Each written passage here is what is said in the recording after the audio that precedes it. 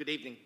I'd like to welcome everybody to the special meeting for the Planning and Zoning for Tuesday, December 12th, 2023. If everyone could please rise for the Pledge of Allegiance.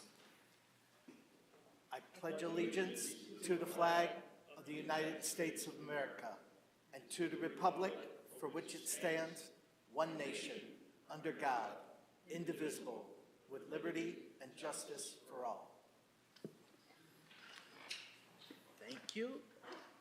I'll call the meeting to order. Our first item on our agenda is new business, application 23-44P, Berry Patch 2, Associates Limited Partnership. Michelle, do we have any report? You should have all received the report. If not, I think Ben Tripp's here to briefly explain it, and I do have a brief report on it. Okay. Did you all get that? Do you recall getting this? Yes. Okay. Just got to get through it here. Right here. Good deal. Thank you.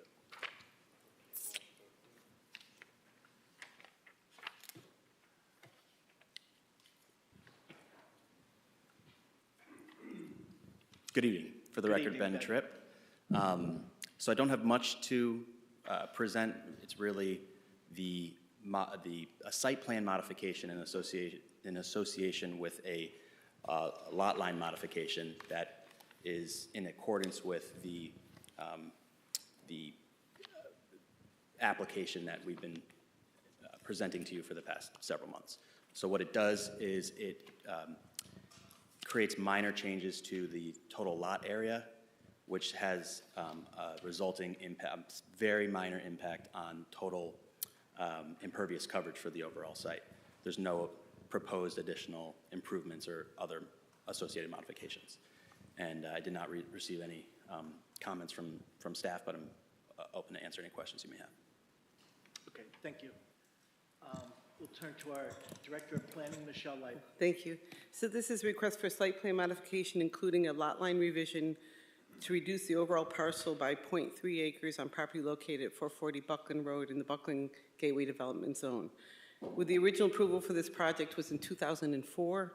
At that time, the project provided the town with 75 affordable units towards the state's 10% list. Those units still count today on our list. The small reduction property changes the impervious coverage by 0.3% to 24%. We allow 40%.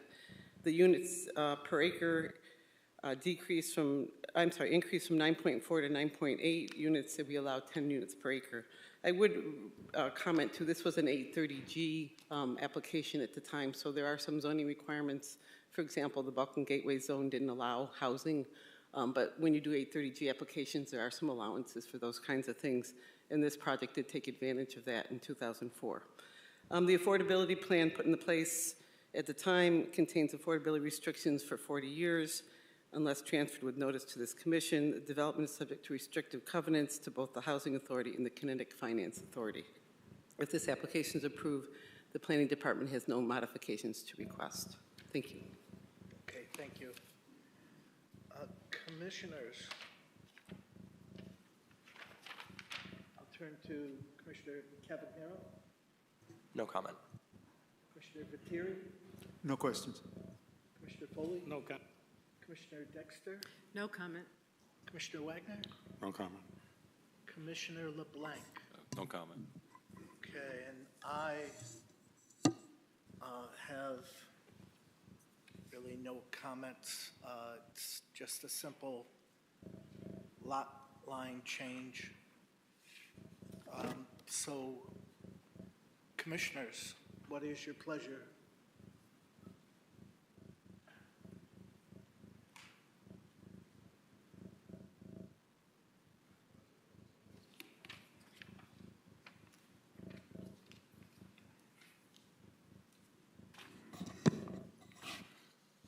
I move we approve application 23-44P, Berry Patch 2 site plan modification. Modification including the lot line revision to reduce the overall parcel by... Steve, could you move a little closer to the mic? Thank you. Modification including a lot line revision to reduce the overall parcel by approximately 0.3 acres on property located at 440 Buckland Road, Buckland Gateway Development Zone. The building street number must be included on the final plan. Number one. Number two, pavement markings must be maintained in good condition throughout the site drives and parking areas. And three, Mylar must be filed along with a new deed describing the new property boundaries. Okay, we have a motion. Do we have a second? Second. We have a motion and a second. Any discussion, questions, comments? Hearing none, I'll call the question. All those in favor of the motion, say aye. Aye. Those opposed? Nay. Nay. Okay, we have a roll call, please. Okay, Commissioner LeBlanc. Commissioner Wagner. Aye. Commissioner Dexter. Aye. Commissioner Foley. Commissioner Foley. Commissioner Viteri. Aye. Commissioner Cavanero. Aye. Mr. Chair, Aye. I have 5 in favor, 2 opposed. Okay, so motion passes.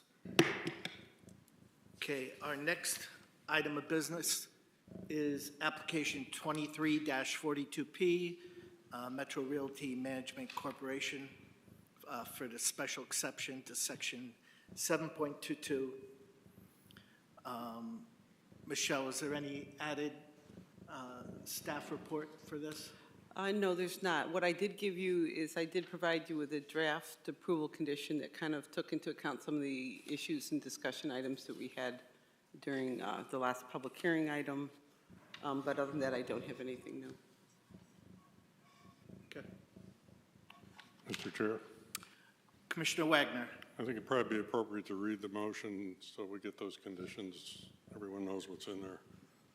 I move approval of application 23-42P, 240 Deming Street Housing Project. This special exception to section 7.22 and a site plan of development for a 55-unit apartment complex.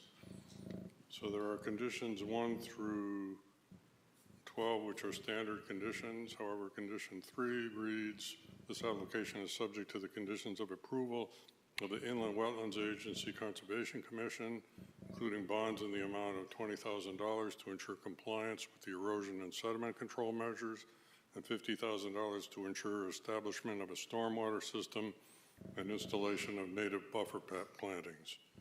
And condition 4, a landscape bond in the amount of $25,000 is required and must be submitted prior to issuance of a certificate of occupancy if work is not completed. And the non-standard conditions, excuse me. Number 13, engineering comments dated October 24, 23 must be incorporated into the final plans. 14, assigned street addresses shall be shown on the final plan. 15, the affordability plan shall reference the 40-year affordability restriction. 16, refuse collection cannot occur between the hours of 10 p.m. and 7 a.m. 17, EV charger station locations and future wiring shall be shown on the plan in accordance with the regulations. 18, the play area shall be relocated from the center island to the northeasterly area of the site. 19, once the exterior lighting is installed, the need for a light shield will be evaluated with the applicant and staff. And I've slightly modified the wording here. Number 20, no trees within the land transferred from the Berry Patch development shall be removed with the construction of this development.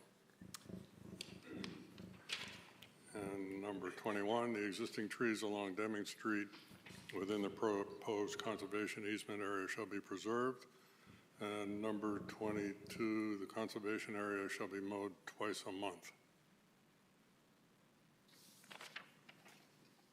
Okay. And you have question marks by that. I suppose we can discuss it, but Yep. We have a motion. Do we have a second? Second. Okay, we have a motion and a second. Discussion. There's one mistake I want to just point out. On the northwesterly side is where we discussed putting the play area, not the northeasterly side.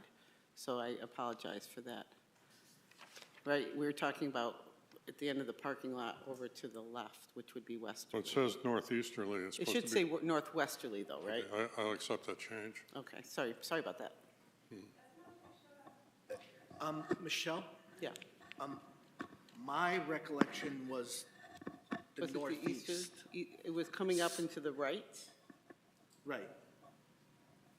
Okay, well, okay, so during your discussion, let's make sure we're clear on what it is. Okay. Okay. Okay, we have a motion and a second. We're to corrections and discussion. Steve, when I had asked that condition for no trees within berry patch development shall be removed with the construction of this development, I meant any that are border berry patch and the construction. I don't want to limit to just that transferred triangle piece. So, So are we referring also, though, to trees in the transferred piece? no. Okay, so you want to go back to the wording that was printed here. No trees within the berry patch development shall be removed with the construction of this development. Yes. I'll accept that change. Our second. Are you good with that? Yeah, I'm good with that. Okay.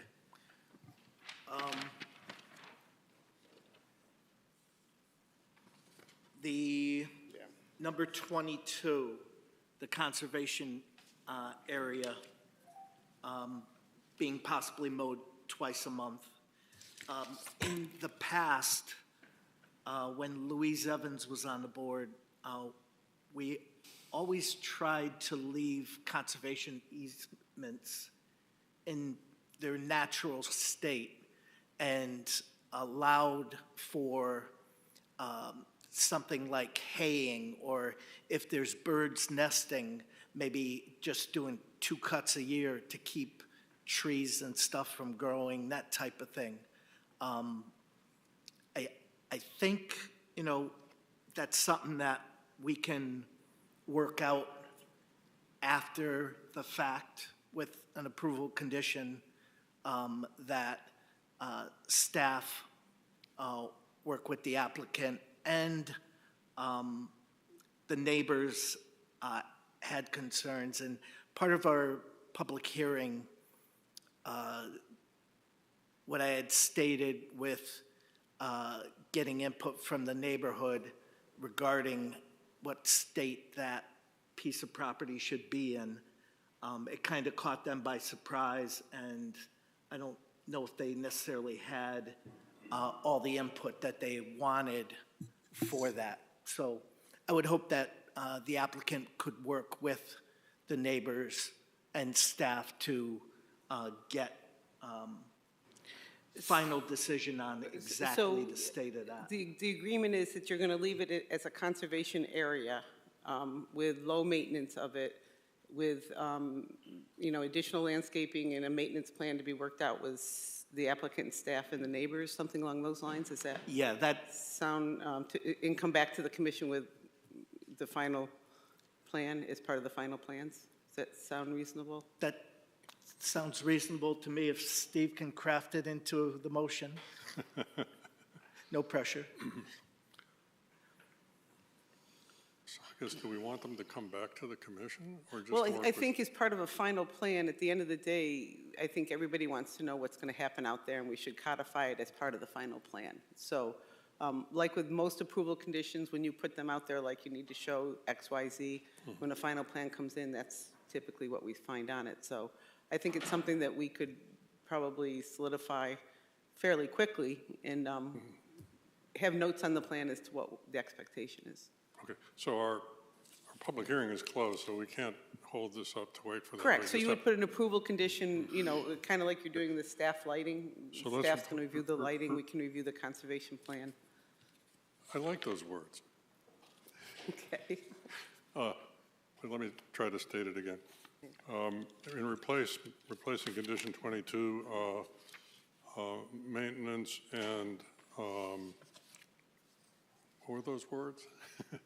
Essentially, the intent is to have it be a low-maintenance property, you know, for conservation area, probably in a, the applicants to return after consulting with staff and the neighbors with the plan for the property, probably to include a mowing schedule and potentially some landscaping. I know we talked about potentially some trees or protecting some of the trees or maybe adding some trees into that area. So coming back with that.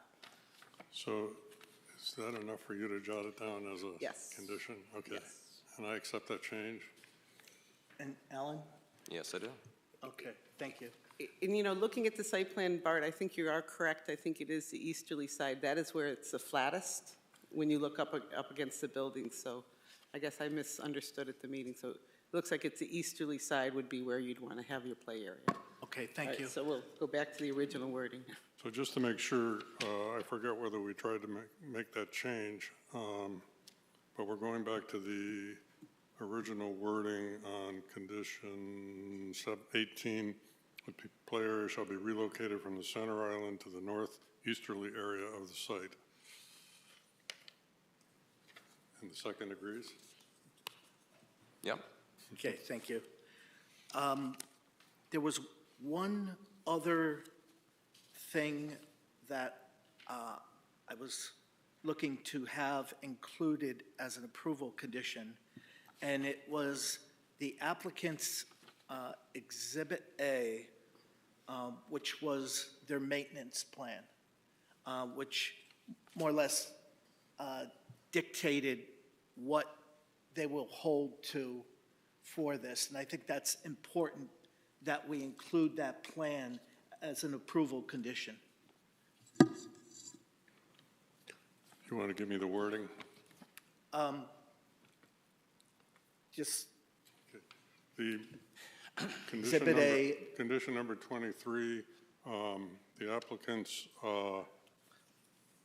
shall maintain the site in accordance with the maintenance plan presented in the public hearing, by the applicant in the public hearing as Exhibit A. And I do agree to that as well. okay, thank you. I had one other thing. There was a memo from the Superintendent of Pollution Control, Tony Manfrey, which basically documented that the pump station in the area, the Clark Street pump station, had capacity, but he also requested relocation of the bus shelter so it was not over the sewer easement. Has that already been addressed? Yes, it has, and it has been relocated on the plan. Okay. Okay. A comment. Yeah, Commissioner Foley. I just want everybody to be aware that there are conditions for special exceptions. And if you look at these, okay, look at them closely. You may have changed the zone, but I don't think we're entitled to change their lives that live there. So know what we're doing when you vote, okay? Look at them real quick before you vote. Which conditions do you feel? So or surrounding property values will be conserved. Nothing's proven. The character of the neighborhood will be maintained and minimally disrupted. The general welfare of the community will be served. Again, I've said it many times.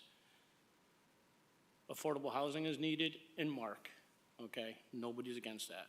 It's just here, you're putting 55 units. 55 units in that little area, okay? Continue. The balance, there is a balance between neighborhood acceptance and community needs. There's no balance here. Community needs can go, there's other zones that are zoned for this. Physical appearance, that's my comment. Okay, thank you. Commissioner Wagner? Yeah, I actually like to address the same thing. While this is a special exception application, requirements for special exception approval significantly overlap the MAHC zone approval, which also included a high-level review of the site plan. This is an opportunity for the commission to review the site plan in greater detail, require changes, and add appropriate conditions as we have done. To use the special exception process to revisit and somehow cancel the MAHZ approval is inappropriate. Rejecting the project under special exception would deny the property owner the only use now allowed under current zoning regulations and would certainly be overturned by a court. Nonetheless, I do agree that we should go through the criteria.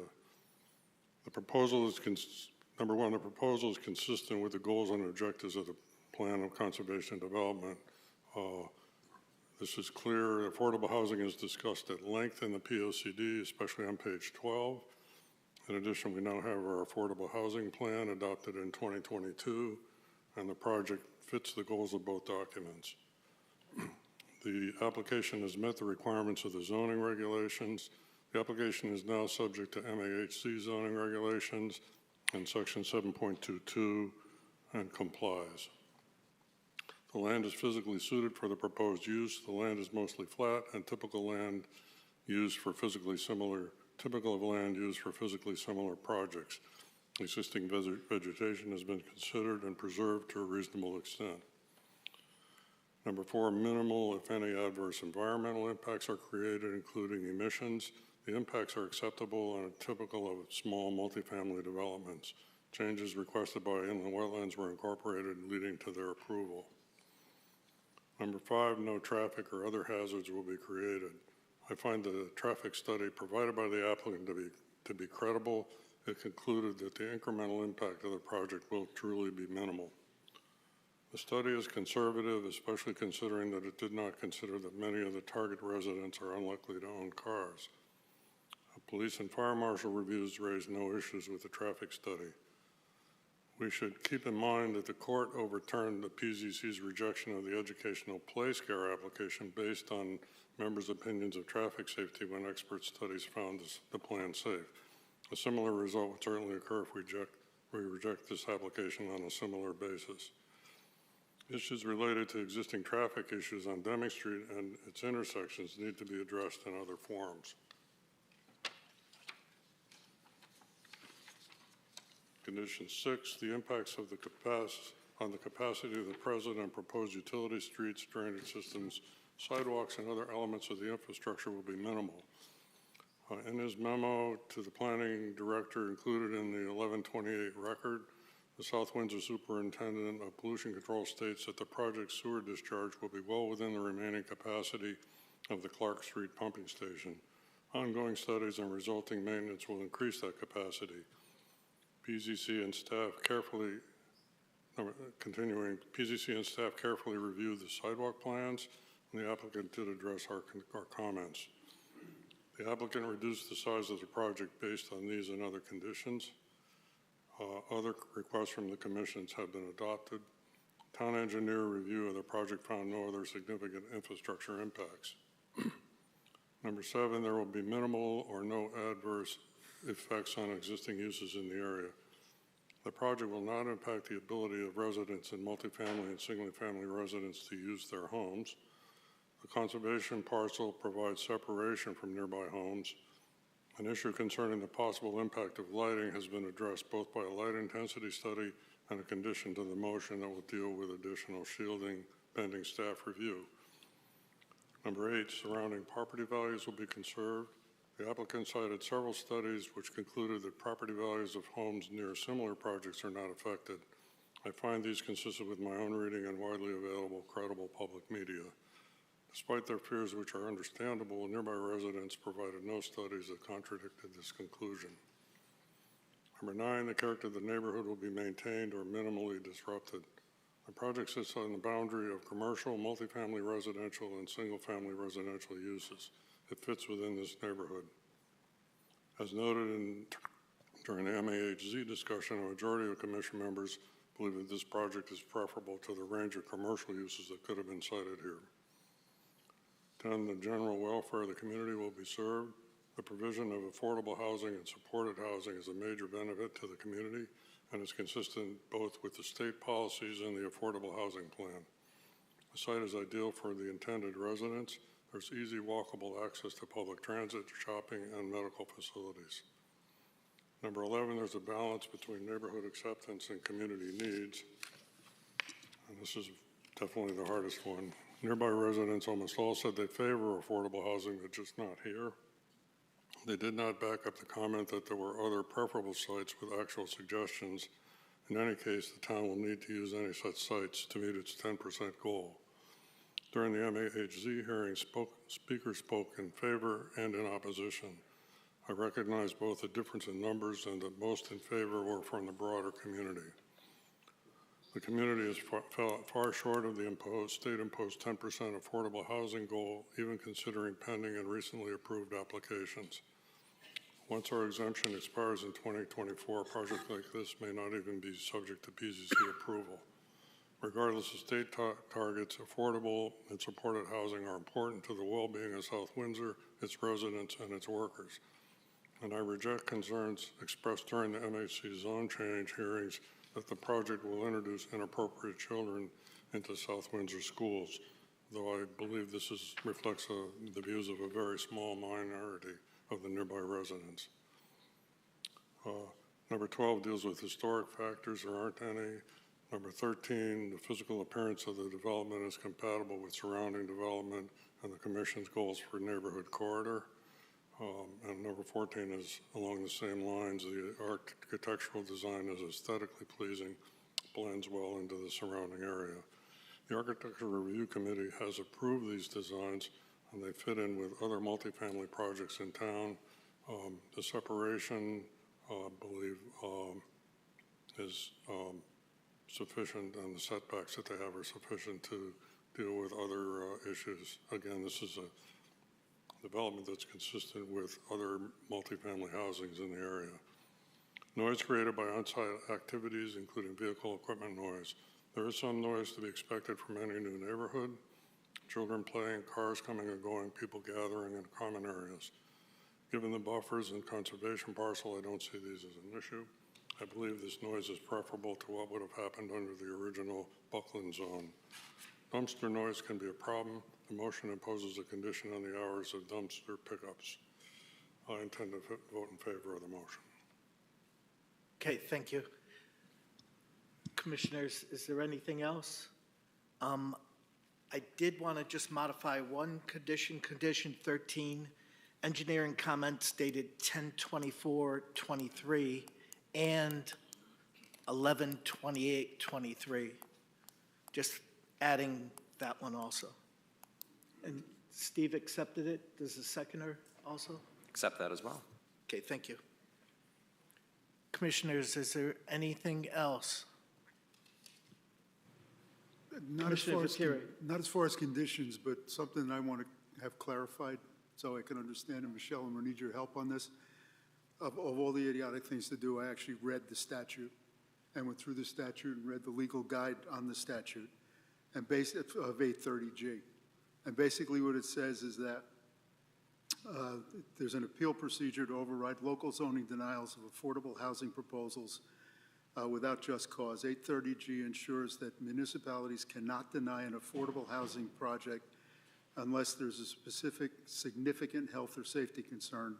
The burden of proof is placed on the municipality. In summary, it says projects cannot be rejected for incompatibility with the town's plan of conservation and development, density, traffic congestion, height, aesthetics, concerns of neighbors or the community, and failure to comply with local zoning regulations. That's basically 830G in kind of a nutshell. Yes. So if this project were to come to us a year from now, when we're not under 830G, all these conditions would be, the burden of proof would be on us to prove that these are absolutely positively necessary and override anything else. You would have to work, yeah, you would have to work on your applications with the applicant on approval conditions, certainly, yep.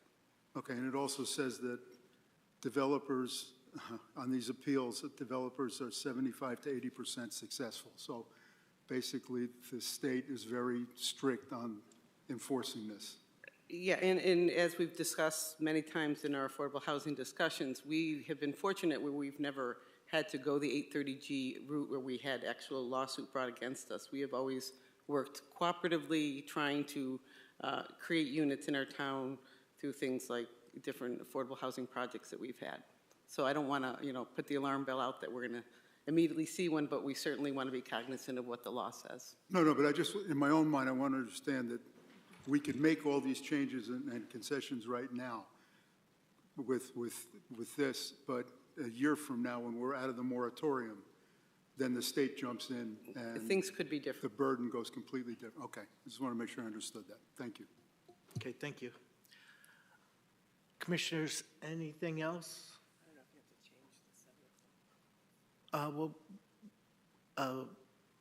No. Okay. If there's nothing else, no further discussion, we'll call the question. All those in favor of the motion, say aye. Aye. Those opposed? Nay. Nay. Roll call, please. Commissioner Cavanero? Aye. Commissioner Viteri? Aye. Commissioner Foley? No. Commissioner Dexter? No. Commissioner Wagner? Aye. Commissioner LeBlanc? No. And Mr. Chair? Aye. Okay, I have 4 in favor and 3 opposed. Okay, so motion passes. Okay, got too many papers out here. I move we adjourn the special meeting. Okay, there's a motion to adjourn the special meeting. Is there a second? Okay, there's a motion and a second. All those in favor of the motion, say aye. Aye. Aye. Those opposed? Okay. And. Okay.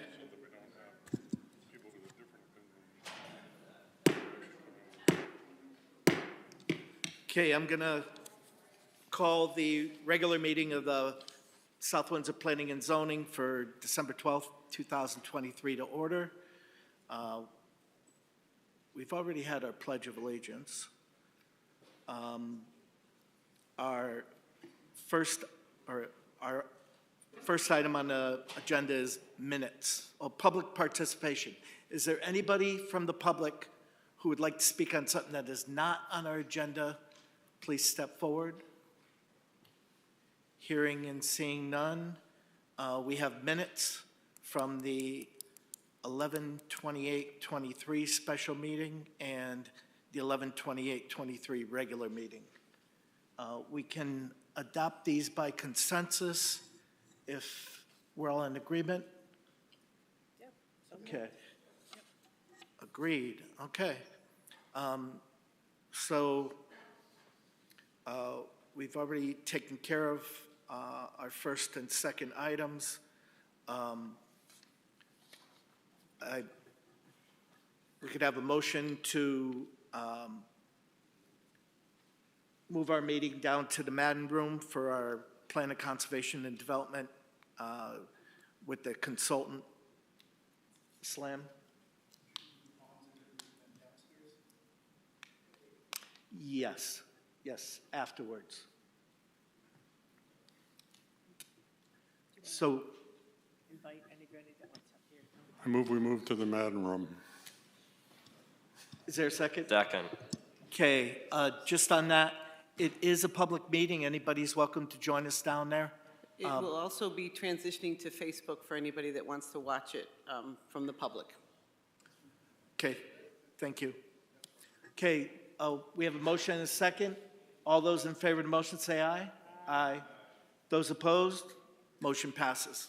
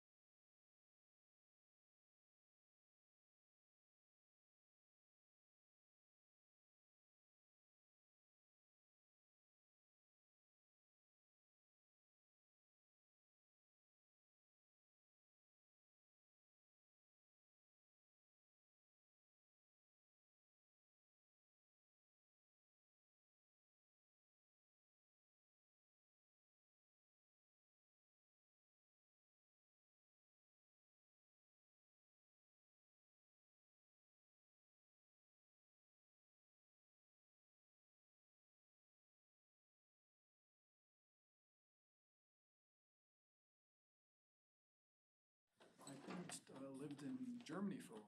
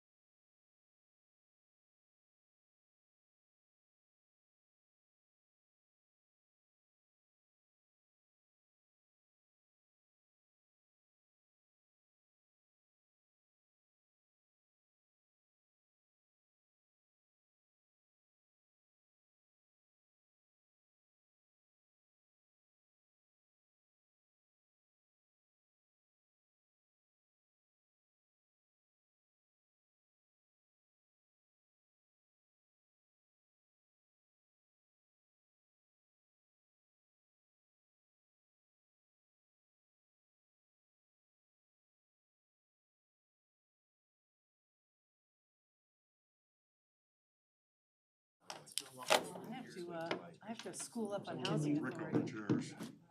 That's the one that He's ready whenever. the truck chair. that Mike used to be wants over to there. leave. Wasn't a town commission or Um, state. State, yeah. They have their own attorney. You have Should to we, take an oath to be on like to, it. Yeah, it's all can we kinds of delay stuff. the You want to shoot Yeah. yourself I'll order in your- the middle of this? Yeah, well, Mike, could you just hold on for 1 minute? Yeah, of course. Okay, thank you. Okay, so you're ready to start whenever you're ready. Okay, Oh, wait, Bob's gotta, Bob's what? he's. Oh, okay. So he'll be back in a minute. everybody, that's Despina. She's our second alternate, starting in January. I had to get it in. Nice. Yes. We have, We invite alternates to sit with us. where's Alan, Alan and and Steve? Bob the Terry's right there. Bob. Alternates to be. Alternates to Okay, be. then Put them in the back if they were.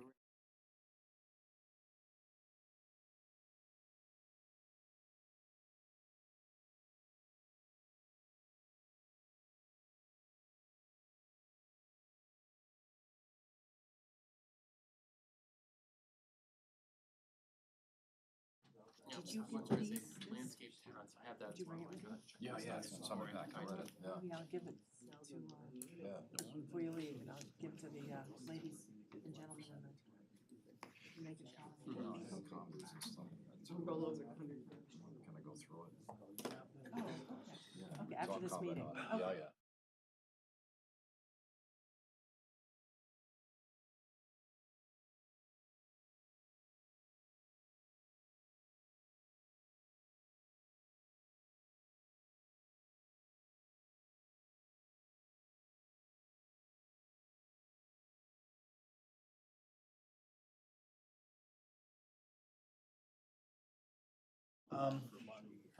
Yes. Will call the meeting to order again. First thing, after much deliberations and considerations and due to personal reasons, I am stepping down as chairman of the Planning and Zoning Commission. Effective immediately. So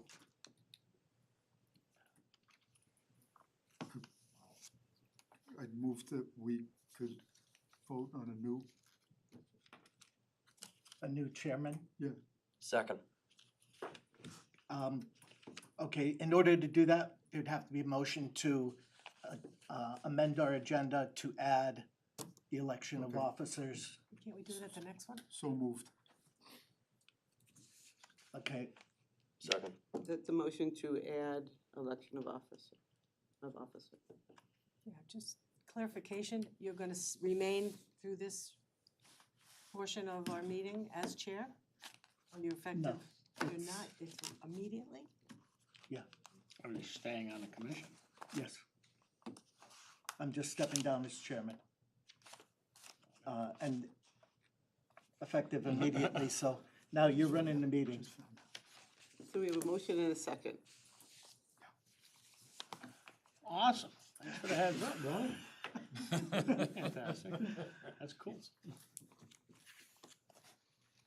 Let's see here. So, I guess on that note, So motion and second has been made.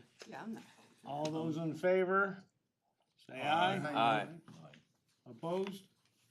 Nay, Nay. Roll call. sorry.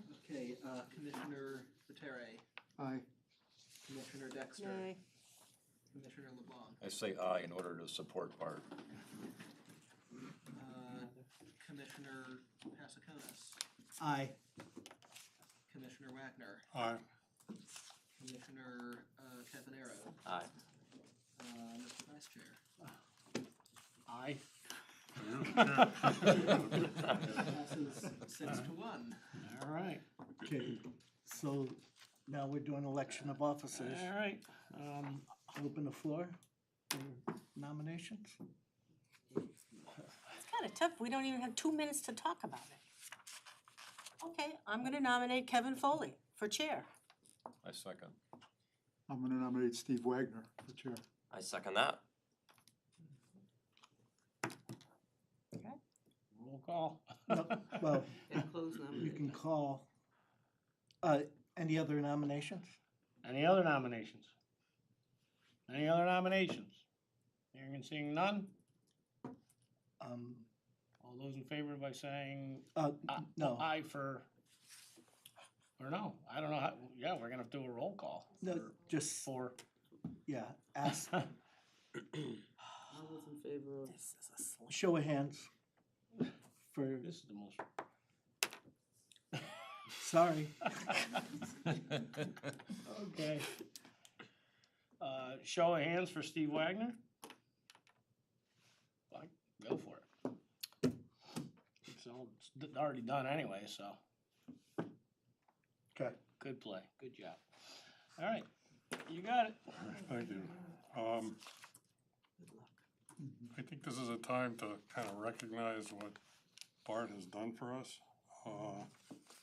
He was elected to Planning and Zoning in 2003, has been serving ever since. I think I've heard that there's at least one member here who hasn't been on Earth as long as you've been on Planning and Zoning.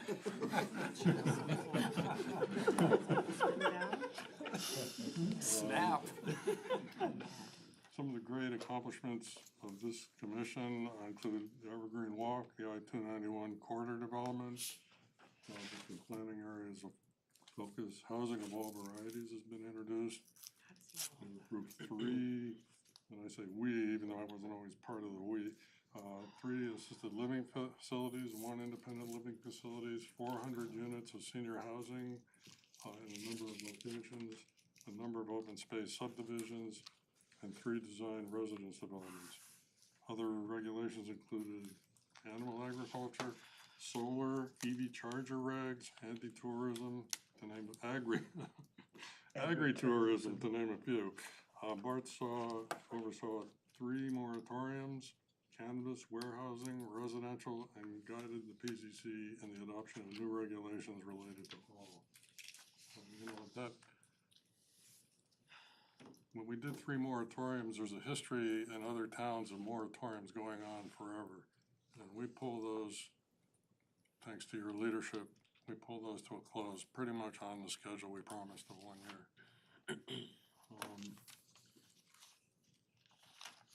Art was the recipient of the Eugene Policelli Award for his outstanding citizenship. See if I can find some interesting things in here. That's fine.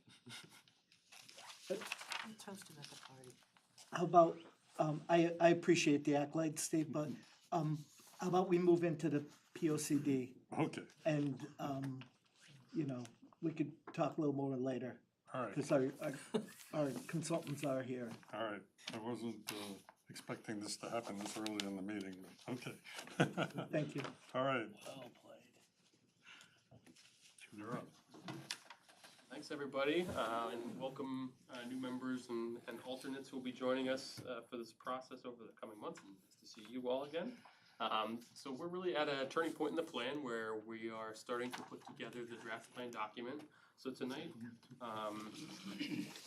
the goal is really to go over what we're calling our draft planning program, and it's really to verify the conversations that we've had over the last several months to make sure that we've captured your feedback correctly, and we have a system that we'll go through tonight to note any areas where we may need a little bit more refinement.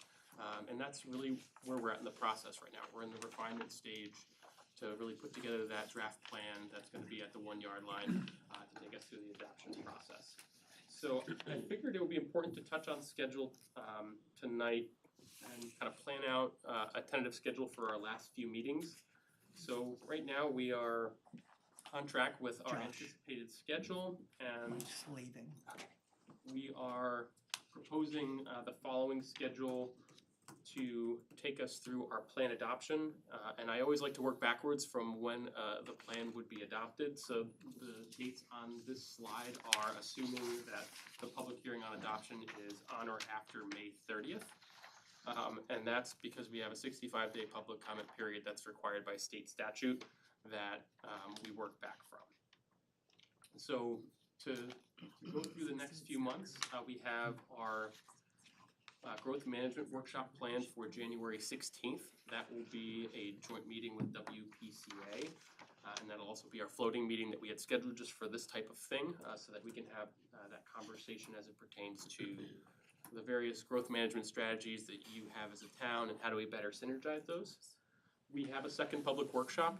This is really a chance for community members to give us input before the draft is finalized.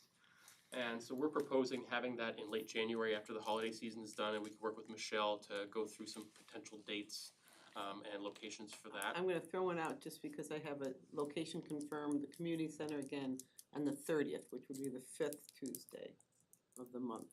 March 30th? No, January 30th, public workshop. Oh, okay. So do we have any comments about the 30th? Does that work for everybody? Works for me. Do we wanna have a snow date of the 7th? I mean, do you do that? Let me just check my work calendar, make sure I don't have any commitments. I don't think I do, but. Because I checked with Andrea and the community center is available both those dates, so we could Okay. have a snow day. They would be off meeting dates. And have it where? Community center in the room there. We do roundtable, I guess, or something. Yeah, We'll it'll be figure it like out. discussing the We can planning do whatever program, similar to style. what we're doing tonight, getting any last feedback. And that will give you all a little bit of time to digest any last public comments you hear before having what I'll call our final draft plan review meeting for February 20th. That would be reviewing any changes that we're directed to make tonight, as well as discussing the outcome of the growth management workshop. So that will be the sewer plan, the future land use plan, and our growth management strategy. So confirming that we have those in alignment with the commission's views. That would then give us a few weeks to finalize the draft plan.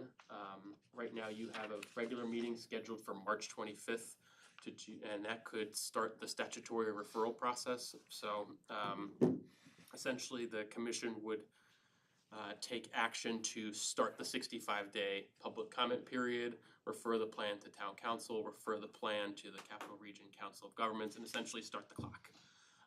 And during that 65-day period, we are in a silent period. So we are pencils down and just in the process of collecting feedback from community members, other town bodies, et cetera.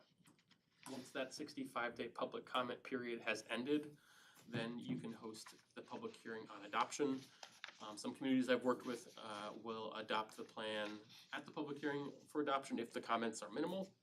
And they may direct some changes to be made as part of the adoption resolution. Others will hold the adoption and then have a following meeting to actually, or excuse me, have a public hearing at one date and then have a follow-up meeting for formal plan adoption. So I just wanted to confirm that this is a schedule that is workable for you all so that we can start nailing down some dates.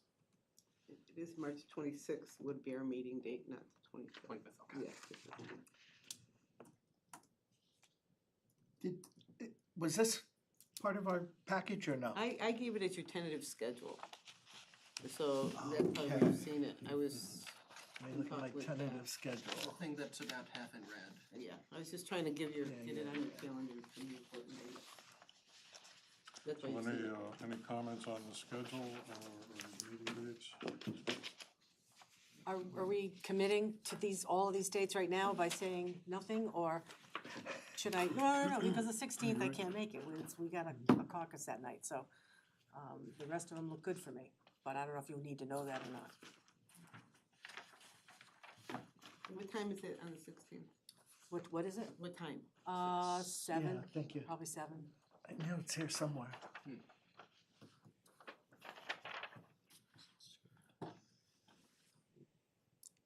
have to do it sometime too. I guess it's probably impossible to come up with a schedule that everybody can attend. I know I couldn't go to the first workshop. I just gotta find out a couple of dates. But I do need to know that we're gonna have not just a quorum, but substantial quorum.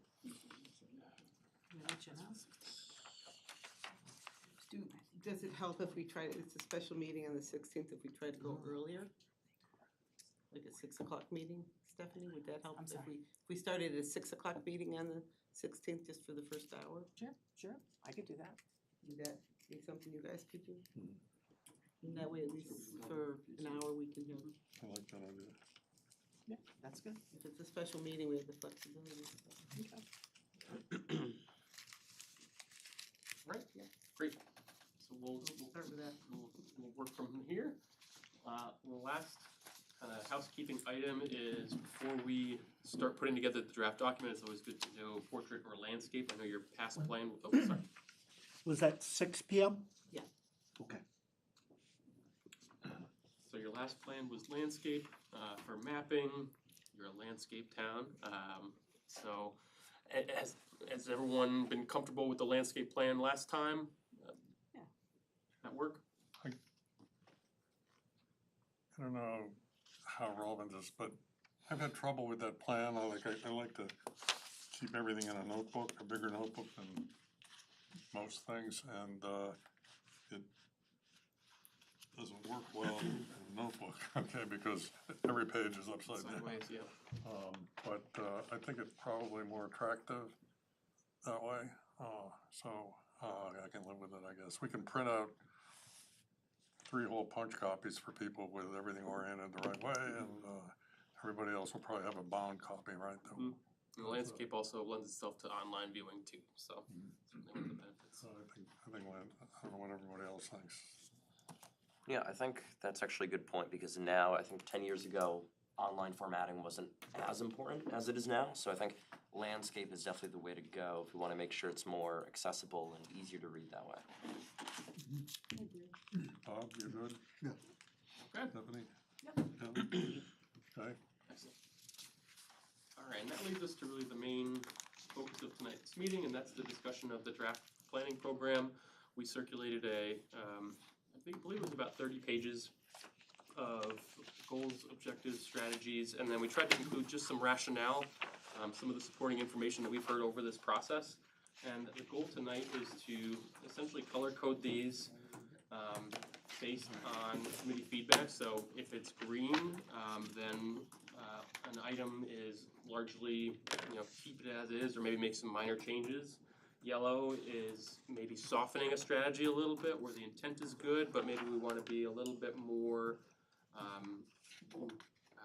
soft in our language. So rather than requiring something, maybe we say consider. So you're referring to the colors on the headings? Nope. Nope. So the head, we'll be actually filling in these color-coded check marks. So you'll notice in each of the boxes on the left column, we have some grade items, and the goal is going to be to color code these tonight. And since we do have a lot of information to cover, we think it'll be efficient to do it as kind of a consent agenda approach. So rather than going through each strategy individually, we'll pause on the objective and the group of strategies, and we'll discuss them all at the same times. If that works for you all, I think that'll just help us stay in a timely manner here.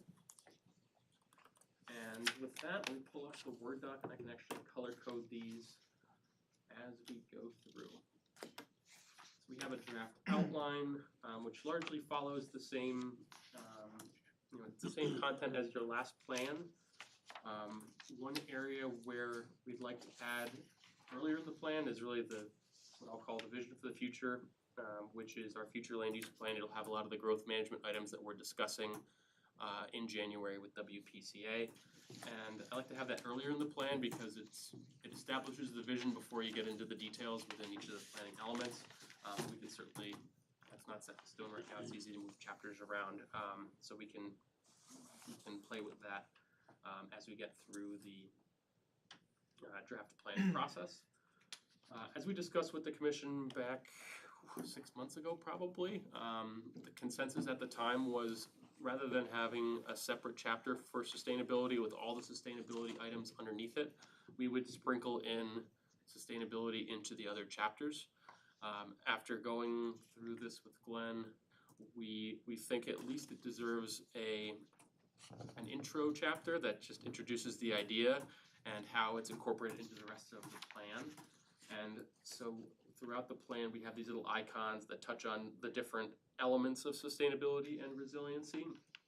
And you'll note these as we get into each of the subsections within the plan elements. We'll highlight which of the elements are within that particular chapter. And so we figured too it would be a good chance in the sustainability chapter to introduce what is sustainability and resiliency, talk about some of the key issues and considerations, talk about the dimensions that are incorporated into the plan, and then establish the overarching goals, which again will be discussed throughout the other three plan elements. Any thoughts on kind of how we've structured sustainability so far? So having a brief intro chapter to introduce the ideas and concepts, but then leaving the details to the other three chapters. Good. Okay. All right. Now let's get into the conservation element, and I'll let Glenn do this since he had the lead on this section. So we've organized the conservation element to hit on topics like natural resources, open space, and similar types of things. As Pat indicated at the top of the page, we've got the icons recognizing that natural resources, for example, really does tie into ecological sustainability and resiliency as well. The major goal under natural resources is to protect important natural resources to maintain an ecological health and enhance community ambiance. And then the strategy or the objectives, first of all, is about water quality and quantity. And this is really about promoting the whole concept of low-impact development and stormwater management, as is being required by state and federal governments. We recommend a town-wide drainage study. We've had bits and pieces of it over the years, but the current drainage study is somewhat dated, and with the increasing intensity and frequency of major storm events. We need to know where we're gonna be having drainage issues so that we can prioritize them and address them. So that's the overall goal, and that's the major action step in this phrase, protect natural resources, but let's also get a handle in terms of that particular issue. Any thoughts on any of the strategies on page 8? Are these all greens? I don't know whether they're green or Yellow. yellow. So green is good to go. Yellow is, hang on a second here, the verb's too strong. We think Green it's is keep the oblique. strategy as is. And But soften the approach. Yeah, for example, the idea of a comprehensive townwide drainage study is potentially not something that could be accommodated in-house because staff has other responsibilities, so it's probably an expense for a consultant with expertise in this. And we're probably talking $100,000, $200,000 for a townwide drainage study that's gonna get us the information we need. That's not really a recommendation for the faint of heart, but it's also, we think, tremendously important for the town going forward. So rather than the verb, which is undertake, you might give it a yellow designation and say, can we say recommend or consider or something like that. I think it's gonna be helpful to Pat and I going forward. If you're okay with the strategies, let's go with greens. We can always change the POCD right up to the date of adoption, but we're looking for some guidance right now for the first draft of the POCD. well, that's really an important item. I would go with green on that. Okay. Where do we deal with the actual changes to our drainage system as a result from that? It's probably in the infrastructure section, Pat. We touch a little bit on it, but I also didn't want to be redundant, so we can touch on that, actually. I'll make a little note here. I mean, do we have any notes from Jeff Doolittle and Jeff Bolger, that like is any areas of impact that they're concerned about?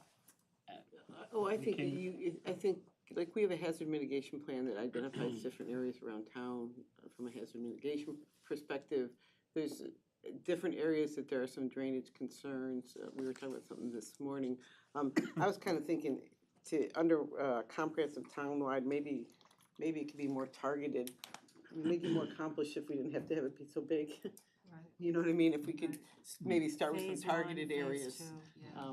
phasing in a townwide one, because there's certain, some areas I think would, Their yeah. input Yeah. first before. And then, you know, as far as where changes occur, to your point, Steve, that's where like maybe public improvement specs change based on what's discovered, or we put some things in our zoning regulations based on, you know, that's hopefully some of the end products that might happen. So if the commission's comfortable, what I might suggest is undertake drainage studies to better understand and address stormwater challenges and opportunities resulting from climate change. Put a hyphen, then say either in problem areas or townwide. Now that gives us a little flexibility going forward how to recommend. Good to go? Yes. Anything else on page 8? All right. Page 9 is about protecting important natural resources, and here we're talking about the Natural Diversity Database, which is unique fragile habitats, rare and endangered species, these types of very sensitive natural resources. Because of our location along the Connecticut River, the broad floodplain, there's some tremendous habitat areas in town. They're not particularly threatened right now because, again, of the preserved open space and the natural characteristics of the area. But there are other places that could be threatened in the future, so we're recommending that that be monitored.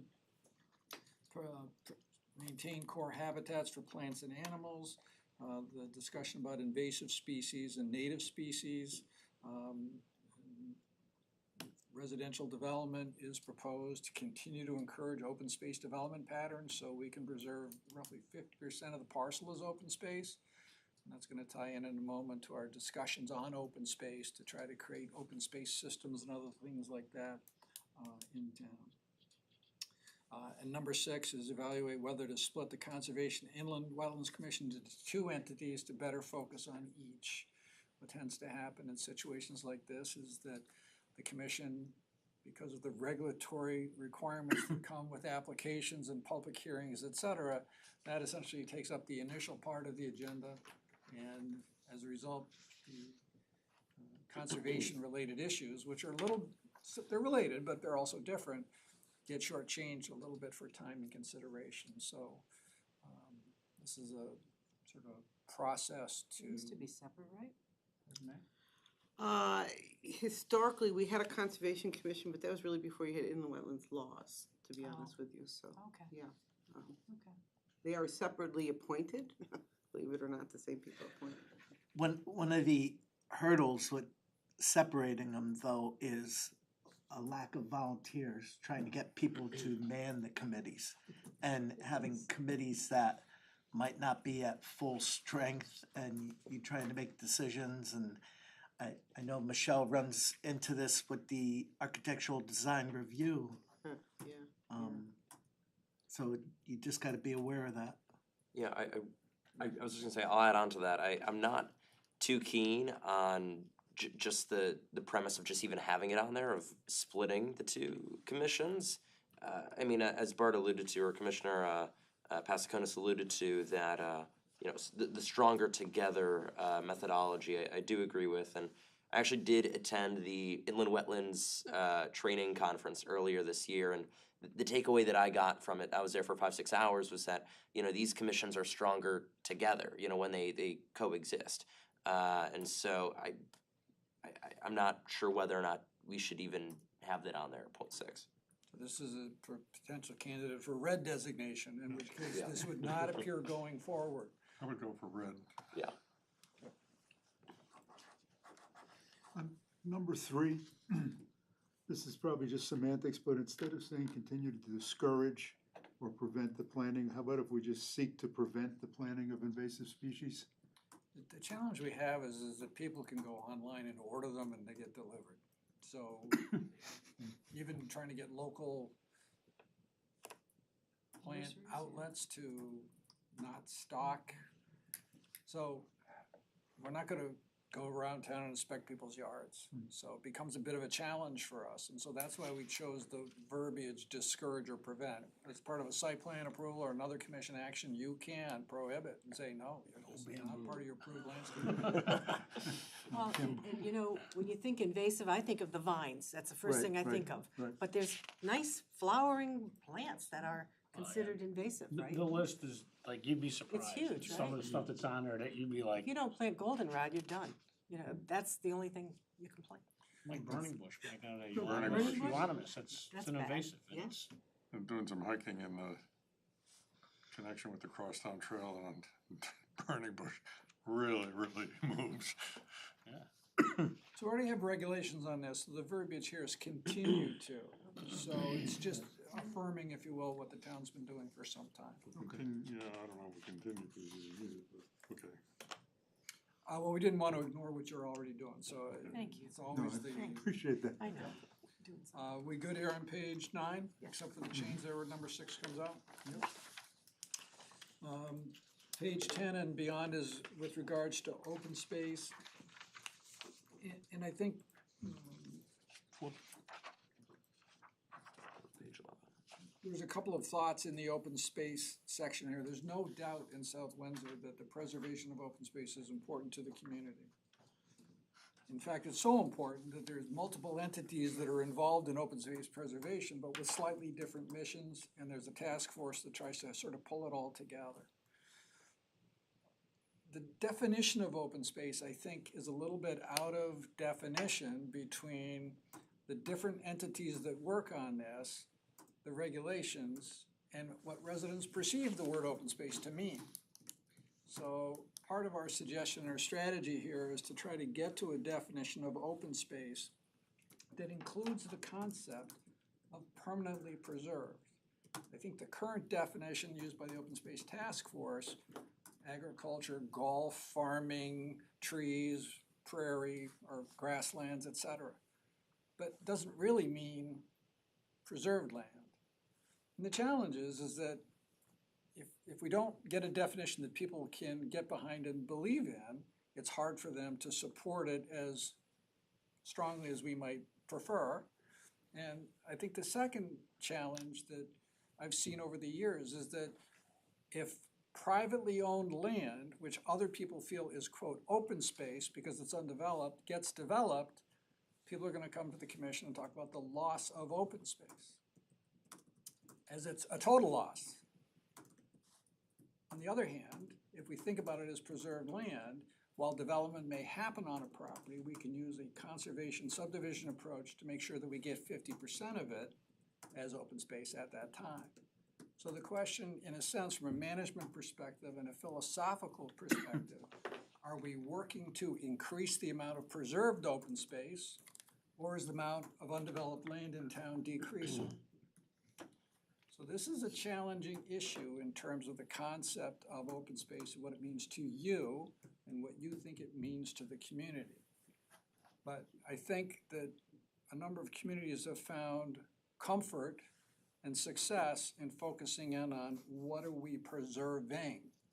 And I think the open space planning efforts that have been done in South Windsor can easily start to fall into that category when we can focus on what we want to preserve. So what are your thoughts?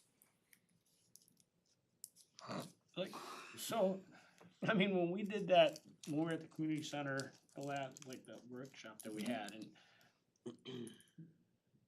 I agree with the neighborhoods, if we can get as much land preserved, but we'll I don't know, it's almost like one of the questions has to be at the next workshop is, do people wanna incur the debt for the development rights to be sold on properties? It actually was a survey question. Would you support increasing town contributions to the open space fund?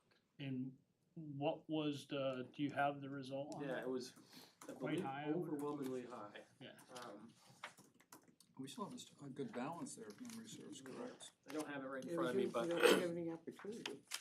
I believe it was quite high, majority, definitely a majority.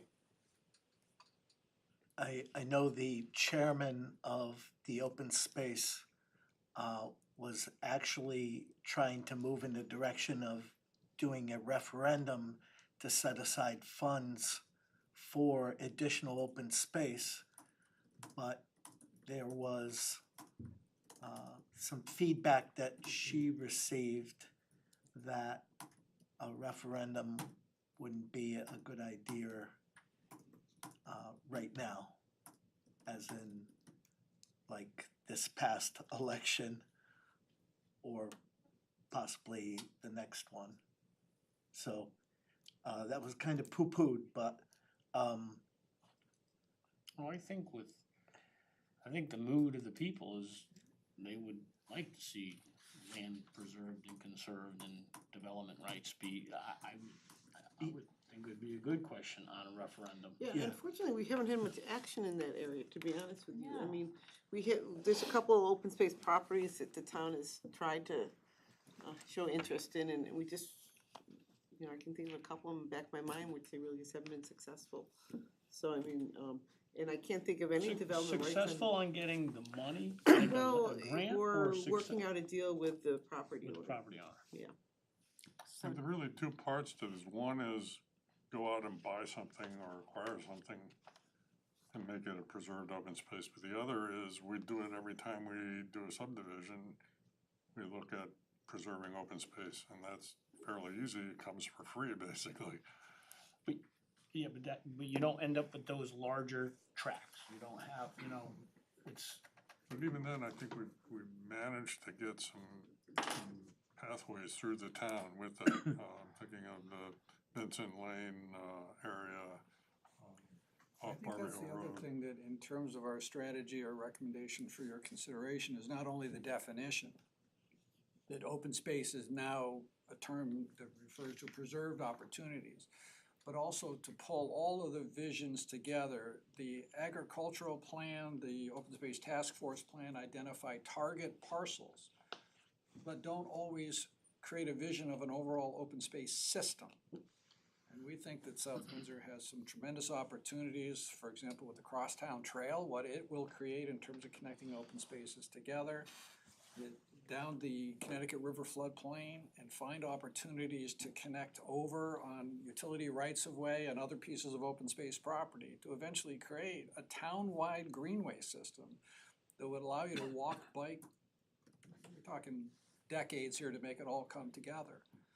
But instead of open space being a collection of individual parcels, it could be a collection of open spaces, preserved lands, that all tie together to create a system where people can come into contact with me. And one of those, to go on to that, is like when we get a plan and it's an open space, we generally don't get the good piece of land. Like, Right, we get the wetlands, we get the grass. we get the So stuff we that, modified that. so we would have to, we would have to take a look at, we want the prime land.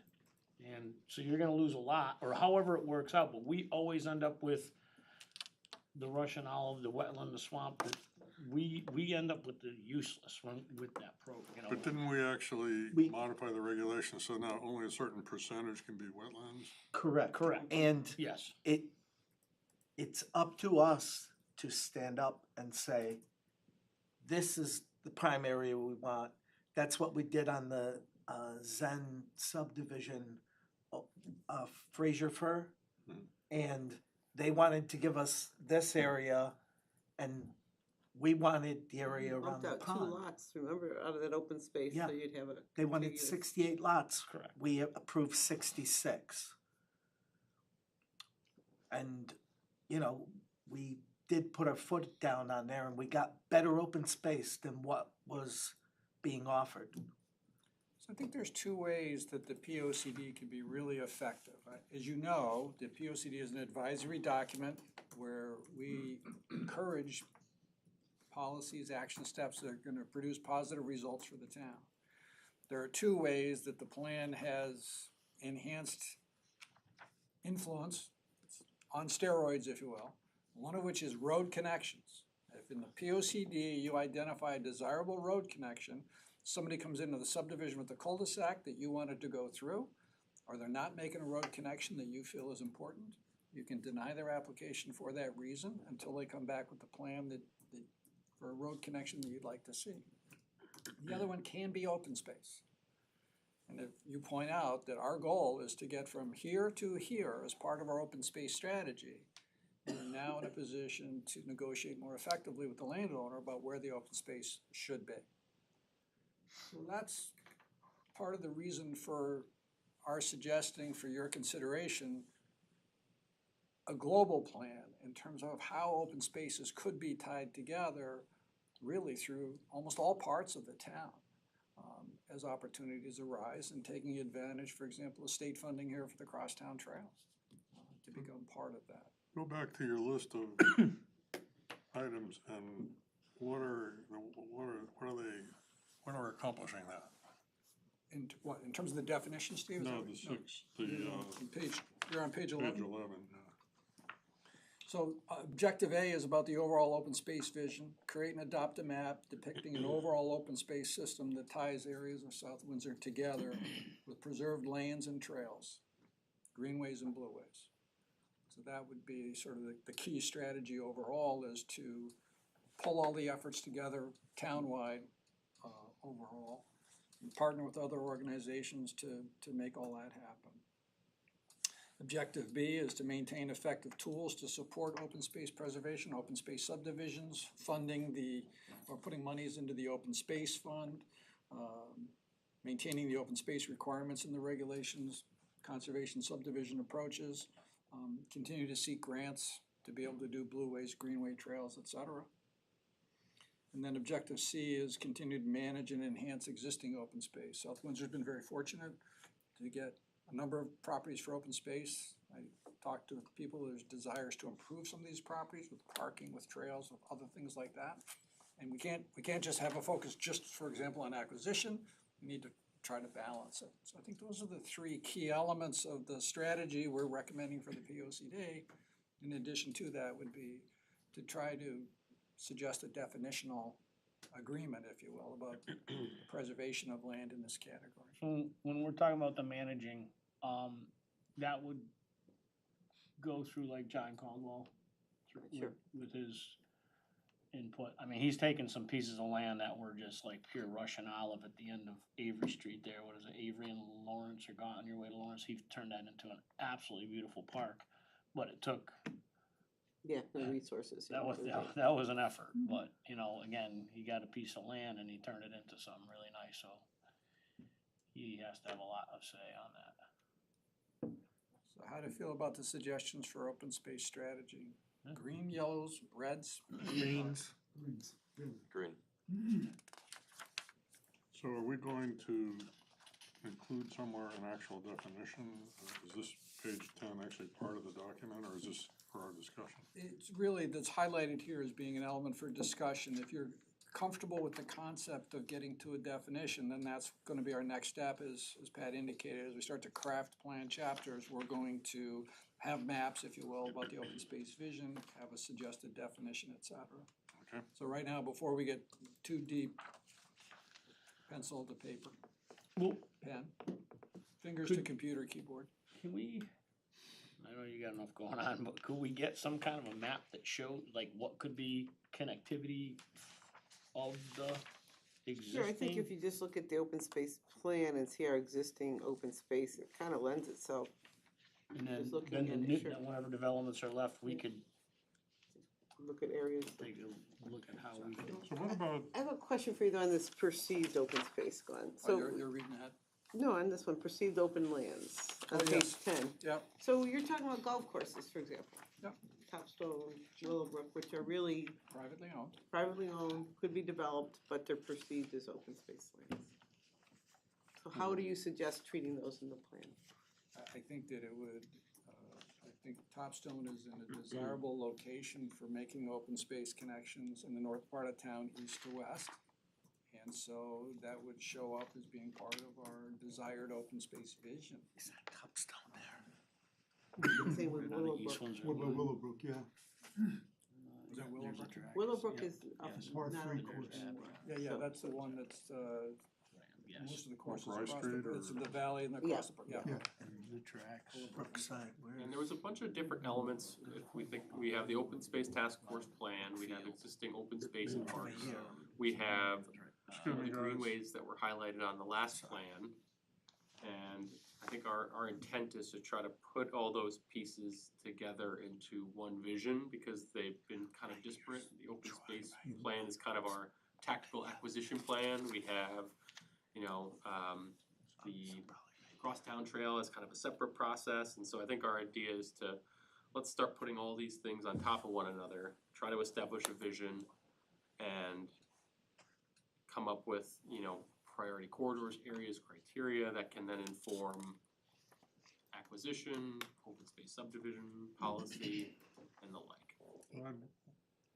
I think the idea of having an open space with the greenways imposed on it Mhm. is a good idea.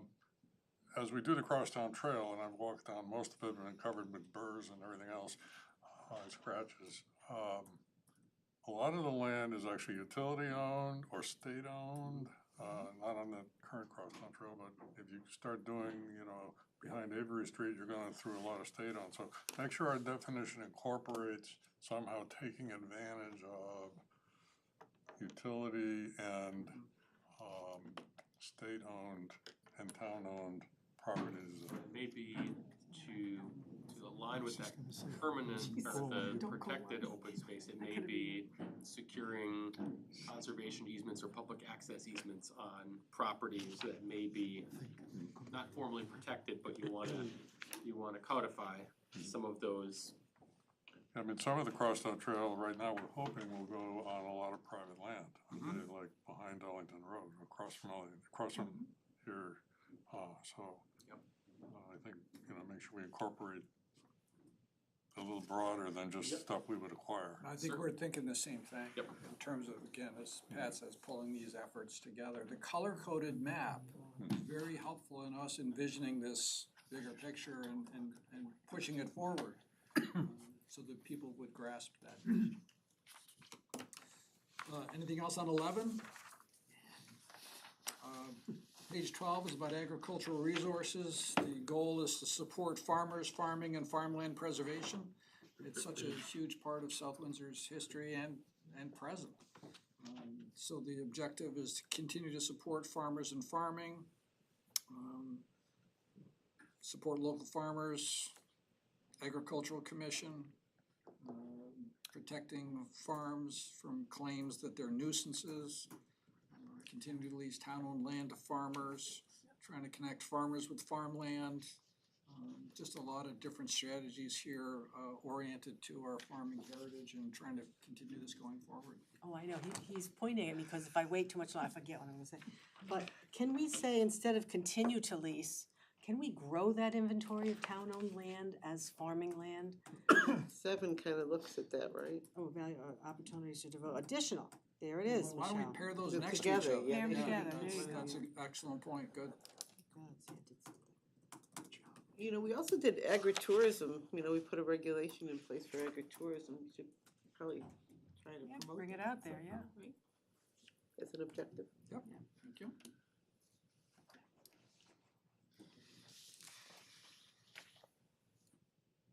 Anything else on page 12? Has there ever been a referendum just for farmland? The acquisition of farmland versus just open space? Not to my knowledge, it's always been for open space. Town's been fortunate with some of the state grants. Yeah, we've for- gotten other monies, Yes. yeah, yeah. So, But you know, when you look at the definition, when they define it in their bond, it does kind of open the door to what it It is, does. right?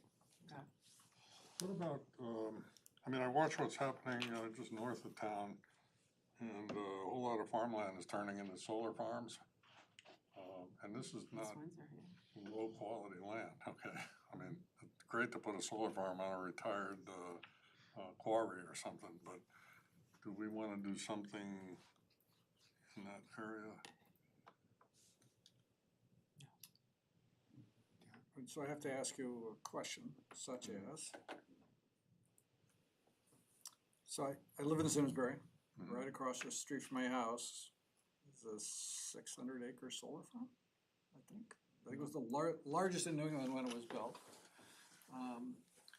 As part of the siting process and for the town to support the project, they cut a deal with the applicant where at the end of the 30-year useful life of the solar farm, the town gets the land for $1. Huh. Do they also get the disposal fee of the panels, or does the They solar may, but company they- take away the? Well, they also think that there's more useful life than 30 years. So whatever the disposal fee is, they can continue to operate the solar, I mean, they don't shut off at the end of 30 years. They degrade like 0.5% a year. After 30 years, you're down to 85%, so they can still It's generate. still very useful. So, again, these are sort of innovative concepts that I think that it is painful to realize. The land in Simsbury was former tobacco farms. There were some issues. Development was proposed, spurred decades worth of fight over the development of the 600 acres of property or whatever. The market changed, and so then they proposed a solar farm, and things just sort of fell into place. But at the same time, prior to this, we're trying to save the farms and can't grow crops on these panels, so, you know, I think if you ask the public, again, what would they want, but, you know, me coming, I have agricultural background and I'm from down on Main Street, and I think you'd see a fight for solar. They're not gonna be in favor of that. So the other challenge, I problem, think, right? that Simsbury found is that the siting council has jurisdiction. And what ended up happening in Simsbury is a tri-state collaborative where Rhode Island and Massachusetts ganged up on Connecticut for this largest solar farm in New England, because every state had an obligation that they were trying to meet. It ended up that nobody's unhappy about it. You basically almost can't see it. I agree with Steve's point. We're not gonna be able to preserve every piece of farmland. We don't have much left. We don't have much left. So It'd be a shame to see it go to solar. as much as you think that we're still a farm community, get that out of your mind. The ship has sailed. I tend to think about Main Street and some of the, That's it. I understand. And then the Priest Farm. And then I don't think we can stop solar, so I don't think there's a way that necessarily we can regulate the conversion to solar. But if we could, just as residential development happens, and we might be able to get 50% of the land of open space, rather than being a 50-50 split on the parcel, maybe it's a temporal split where, okay, it's agriculture now, there's 30 years worth of solar, and then we get it for municipal purposes. So I think this is oblique to this element of the POCD, but are you interested in exploring some options for this, or what would you like to say with regard to agricultural and solar? It's a little bit of an elephant in the room. I'm not creative enough to come up with the words, but I don't know, guys, I mean, yeah, if it's over a That's gonna take megawatt, some the siting thought on that. council owns it. Okay, so I tell you what, Pat and I will talk about this. Mhm. And we may do a little case study of what Simsbury did, just so that it's in the POCD and is something that the town might be able to deploy in the future. But it's a delicate enough topic, let us think about how we might bring this up.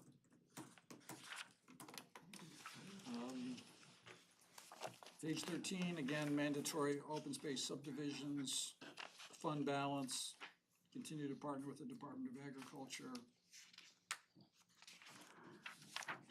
Number 4. Oh, there it is. Oh, there you go. Smart. Is that the solution we want? Is the wording okay there? Yeah, I think so. Yeah. You know, if they're gonna cite it, then Get some- eventually the town gets something out of it. And I think by the POCD saying it, in essence, somebody knows at the get-go going in what our thoughts and expectations are gonna be. One Ambiance, other thing that you can do, and that is, try to encourage the, use of solar and agriculture on the same site. Underneath the panels, or now with vertical panels, you have a lot more access to the land. You can drive a tractor between them. I think there's a place out in Litchfield where I think the panels are about 15 feet up in the air and the sheep and they're growing flowers and. The sheep on our one, New Way Tobacco has sheep occasionally. Just don't put goats under there. Goats? They eat the wires. Stupid. I thought you were gonna tell me they jump on the panels and try to climb them, which is a possibility there too. So I don't know, maybe work, maybe and encourage, what's the right word now?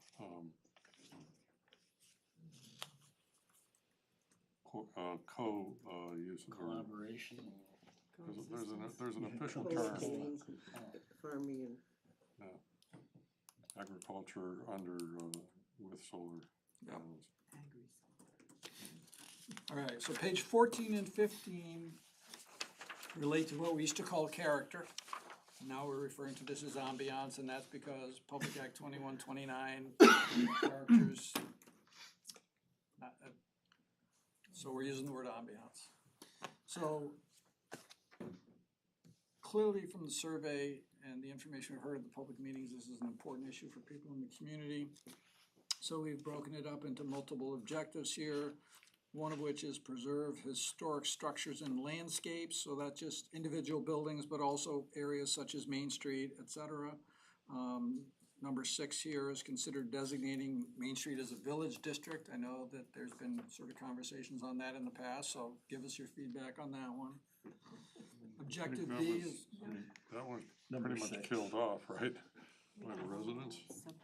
Yeah, we had our grant to look at uses for Main Street, and basically this generation said, we've got that covered. Don't change anything. I mean, change is gonna happen, so the issue is what tools do we have in place? And if you're Yeah. comfortable with the non-village district zoning tools, then this may not be necessary. I think 5 is the best we're gonna do. And get rid of 6. Well put. Yeah, after sitting through all those meetings. 2 years of my life, I'll never get. Yeah, that did not, that was a generation that was Government, big government is coming in. correct. I don't think it was quite understood, I'll be honest with you. Mhm. I But think- again, I I think- think I a lot think of our this- discussion on growth management may address some of the Main Street issues that some of the subdivisions and, It was really, they had some great ideas back, when you guys did it originally, with the changing of the lighting and I don't know how it. well, we still have that document upstairs, and whenever Public Works says, geez, we should talk about sidewalks on Main Street, I say, I got them designed. So, nothing wrong with having done all that work, because we do have as a resource. Should we mention that? Okay. I mean, the Main Street study is a resource that we do have for. How do you refer to Main Street or vibrant communities or? It's, I think you have it in here somewhere. Separate zip code. Page 15, so the objectives here about preserving scenic resources and assets, enhancing community design, enhancing community spirit, and supporting the retention of undeveloped land. And the one we've got highlighted is this concept, supporting the retention of undeveloped land.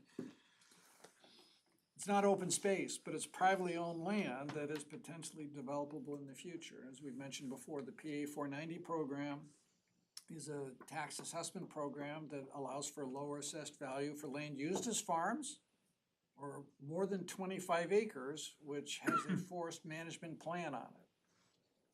So there's actually another provision in the statute that allows for a local option program where parcels less than 25 acres could have access to the PA 490 program. And if you're a landowner or a larger landowner, but maybe not 25 acres, there might be an opportunity for some tax savings. And so people would generally like to hold on to a land asset as long as they can afford it. So making it a little bit affordable means that there's more time for us perhaps to get funds together to acquire land as open space, et cetera. It could be advantageous to the town. Now, it has some sort of fiscal impact, which is if all taxpayers in town are paying taxes today and somebody's gonna get a little bit of a tax reduction, then everybody else's taxes are gonna go up a little bit. Right. So the question is whether or not this is, for this program to be implemented in South Windsor, one of the conditions, there's two conditions, key ones. One is it be recommended in the Plan of Conservation and Development. And the second one, it needs to be approved by the town, either town meeting, referendum, council. Are there firm numbers on what the tax credit is, like per acre? It's not a tax credit, it's an assessment reduction, which means. So I did talk with the assessor about this, so to try to understand what the scenarios are in town today. If you were to own 10 acres of land today in South Windsor, in a residential zoning district, or 1 acre zoning district, the first acre is assessed as a building lot. Generally speaking, the next acre after that is considered sort of additional land, which is potentially developable, and after that, it falls into the category of sort of excess land. But none of those are as low as the state approved values for farmland, for example, which are down to $400 an acre. So, hopefully I don't get in any trouble, but say Willowbrook Golf Course, which is inactive at the moment. Could turn into, I think it's 45 houses on that track. About that? Somewhere around there. Extreme impact to that school and the Eli area. It's an impact to the community. Yeah. Could that parcel, could the owner, I mean, it could be farmed, it really could, I mean, back in the day, it was. Could that fall into that tax? There are some towns, and I think Pat and I are searching for guidance from you guys as to what the policy might be that first of all, is South Windsor interested in this, and then what the policy might be. There are some towns that designate particular properties and say that this piece is so important that we want it to stay undeveloped longer, and they designate I mean, one town it's a golf course, another one it's a yacht club, don't ask me why. Other towns, well, I think realistically, the property values are so large that without a tax break, it will be forced into development. And that is why in 1964, the state adopted the PA 490 program. Can I say something? Just, Willowbrook actually gets significant tax breaks now, because it's not being used and because it is heavily treed. And I'm not sure, we did it on, last year's Board of Assessment Appeals. tax assessment. Yeah, and I mean, it's pretty low. Like, the only thing is the little piece that they do use sometimes in that little miniature golf, we left that. House and all that stuff. And then a lot of the open land got a significant reduction. I mean, you could look at Mary Huda could give you a better idea, but. So are you saying that we don't need the 490 to accomplish this objective? Well, I don't know enough about the 490, I just thought you'd be interested in knowing that they did get a pretty significant reduction. So there's 3 parts to the 490 program. Farm, which means you have to have active farm income, you gotta file a Schedule F, et cetera. So that only applies to farmers. The next one is what's called forest. Forest requires a minimum of 25 acres under the same ownership. Doesn't necessarily have to be contiguous, but it also has to have a forest management plan on file. So on how you're gonna harvest timber, et cetera, et cetera. And then the last option, which is optional for a town, the other two, the farm and forest, or the state has dictated that this is available in every municipality. The other strategy is really a local option. And South Windsor would determine this criteria in the POCD, or, I mean, I think the best way to do it would be to tee this up in the POCD by being specific as to what our strategy would be, or recommending that it be studied and considered in terms of what the implications might be. But given the importance of open space in town, allowing parcels less than 25 acres, which still may be subject to development pressure, to stay undeveloped longer, might provide some benefits to the community. So this is in some way temporary when you do this? It is. It's voluntary, first of all, too, right? So you're putting your land into it if you're choosing to. So I can turn around 10 years down the road and take it out? It's funny you should say 10 years, because the state program is set up that if you sell the property within 10 years, there is a recapture provision, a declining percentage based on the tax relief you received. So generally speaking, it would, I mean, it's 10% if it's in year 1, it's 9% year 2, 8% year 3. You say if you sell, though, I mean, sometimes people sell to a similar owner and the land They could doesn't, re-enroll in the program. and then they don't lose that They would, capture. my understanding, I have to talk to Mary about this, but I believe that they have to re-enroll. Assuming they do, though. I'm just we gonna get give a you an clawback. example of how it could be used. So I know someone who purchased about an 8-acre piece of property adjacent to them to keep it out of development. It could yield several lots. And they just didn't want anybody living there. And so they were the ones that asked me a year ago, geez, does the town have some way to reduce the value of this land? Because I don't wanna develop it, otherwise I might sell it to develop it. So I mean, there may be some, you know, I think, Enfield I read recently, I think I told you guys, Enfield recently put this program in, it was for small lots, it was small, 3 acres or something like that, so it might be worth us exploring a little bit, how many lots are in town that might even qualify for a certain acreage or something like that. So just an observation, so I spent a lot of time in Rhode Island as well, and where I am in Rhode Island, it's called the Aquidneck Island Land Trust. So people will donate their land or the development rights to the land. It goes off the tax rolls. And that lot is kept open in perpetuity. You can never develop on it. Excuse me, sir, could you, for the record, identify yourself? Oh, Mike Willett. Thank you. So do we have, in Connecticut, do we have land trusts that work like that here? I mean, I think it can happen, but it is multi-party transaction, right? Because the land trust either has to buy or Land trust. receive the donation of, and they essentially hold an easement. So at that point in time, because the fee stays with the landowner, correct? So there's two ways it works, either, because I have a neighbor over there who sold his farm to Aquidneck Island Land Trust. They bought it, knocked his entire farm down and kept the 31 acres open. It's off the tax rolls forever, nobody can rebuild Yep. on that lot. That can happen here in South Windsor. That's a simple 501c3 nonprofit owns it, there's no tax. So do we have any land trusts here that are active in South Windsor? Is there anything, any piece of property that's been done? I know Goodwin, it feels like Goodwin University's been doing that along the river a little bit, mostly on the East Hartford side, but I think they own a couple properties down on the river. Are those in trusts where their development rights are gone forever? So There's a couple that we were recently with the Shepherd's property, but there is the South Windsor Land Trust that does own holdings in town and people can donate land to it. There's an easy way you can find out online, like what they do own currently. If you're interested in that, I'd be glad to show you how you can find that out. But yeah, we do have a couple times where the state was involved in the purchase of development rights of Shepherd's property, and probably 5 years ago or 7 years ago. But that's the most recent.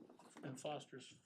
We should probably keep Well, it goes moving back, here. yeah, goes back many Yeah. years. Yeah. So can we, Keep going. you Yeah, got so what you need I here? have this noted as an area where we'll have additional discussion and refinement, you know, over the course of the process. So the rest are green, which speak now or further.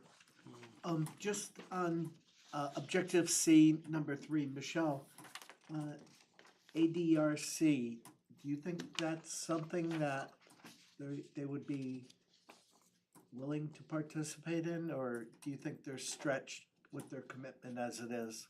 With staff assistance, we could potentially work on that. Just, We wanna I would soften it? soften it a little. Soften it, yeah, don't make it a green, make it a yellow, that'd be great. Yeah. If we ever get an assistant. So I think our goal eventually is to get to a green by softening. Yeah. So we'll soften. Okay. I'm good.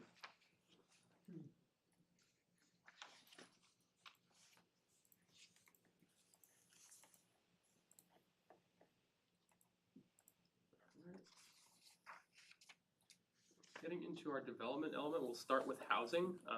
So this is an area where you guys have made a lot of progress and changes. You really took the recommendations in your last plan and ran with it. But we're also, facing some new challenges as we try to balance the different goals, especially between conservation and housing. How do we continue to meet housing needs while also being sensitive to open space conservation issues? Certainly, you're a growing and desirable community, so there's demand for people to want to live here. So I think the overarching approach for the plan is how do we steer housing to the areas where we want to where it's most desirable, and how do we discourage housing from areas that maybe have other value as open space. And so that's, I think, going to be part of our overall growth management discussion in January. Overall, the goal would be to provide a range of housing choices that meet the needs of all household types, ages, income levels, lifestyles, and life stages. With Objective A focused on supporting a range of housing choices globally, whether that's through creating additional smaller housing units. We had a discussion a few months ago where we had talked about kind of weighing the fiscal impact of housing on the school system by encouraging certain housing types, smaller units. We will be providing new units while reducing the number of students coming out of each unit. Similarly, housing options for seniors, whether that be through the creation of age-restricted housing or just housing designed with seniors in mind, again, as a way of diversifying your housing stock while trying to balance that with impacts to the school system. Bolstering age and place strategies. So we had talked about trying to keep folks in their homes for longer by providing some of those ancillary services, allowing them to stay in place. And again, the community definitely seemed cognizant of impacts to the school system. We are a growing school district with excellent schools and new facilities, and so there'll be a need to continue to balance housing growth with the capacity of your community facilities to accommodate that growth.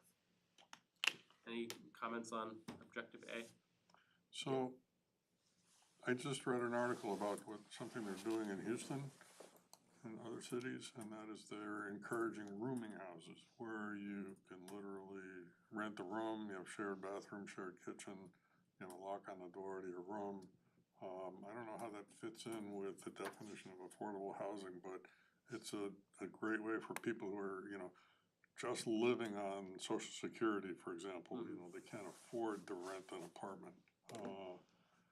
It certainly creates a different cultural environment, let's put it that way.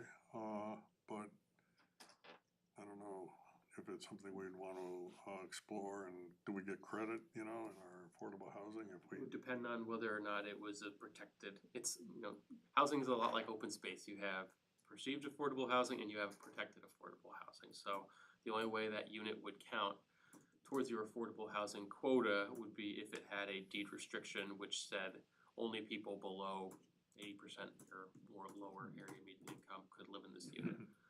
Otherwise, it would maybe fall into perceived affordable housing. It would meet the definition, but anyone could rent it regardless of income. But I think, to your point, maybe it's having some language about maybe not that level of specificity, but you know, evaluate alternative housing arrangements that may provide affordable options, or something in that. The other place that keeps coming to my mind is the trailer parks. Some point it'd be nice if those folks did something more permanent, but a lot of smaller units, that again would be affordable. These are probably politically difficult.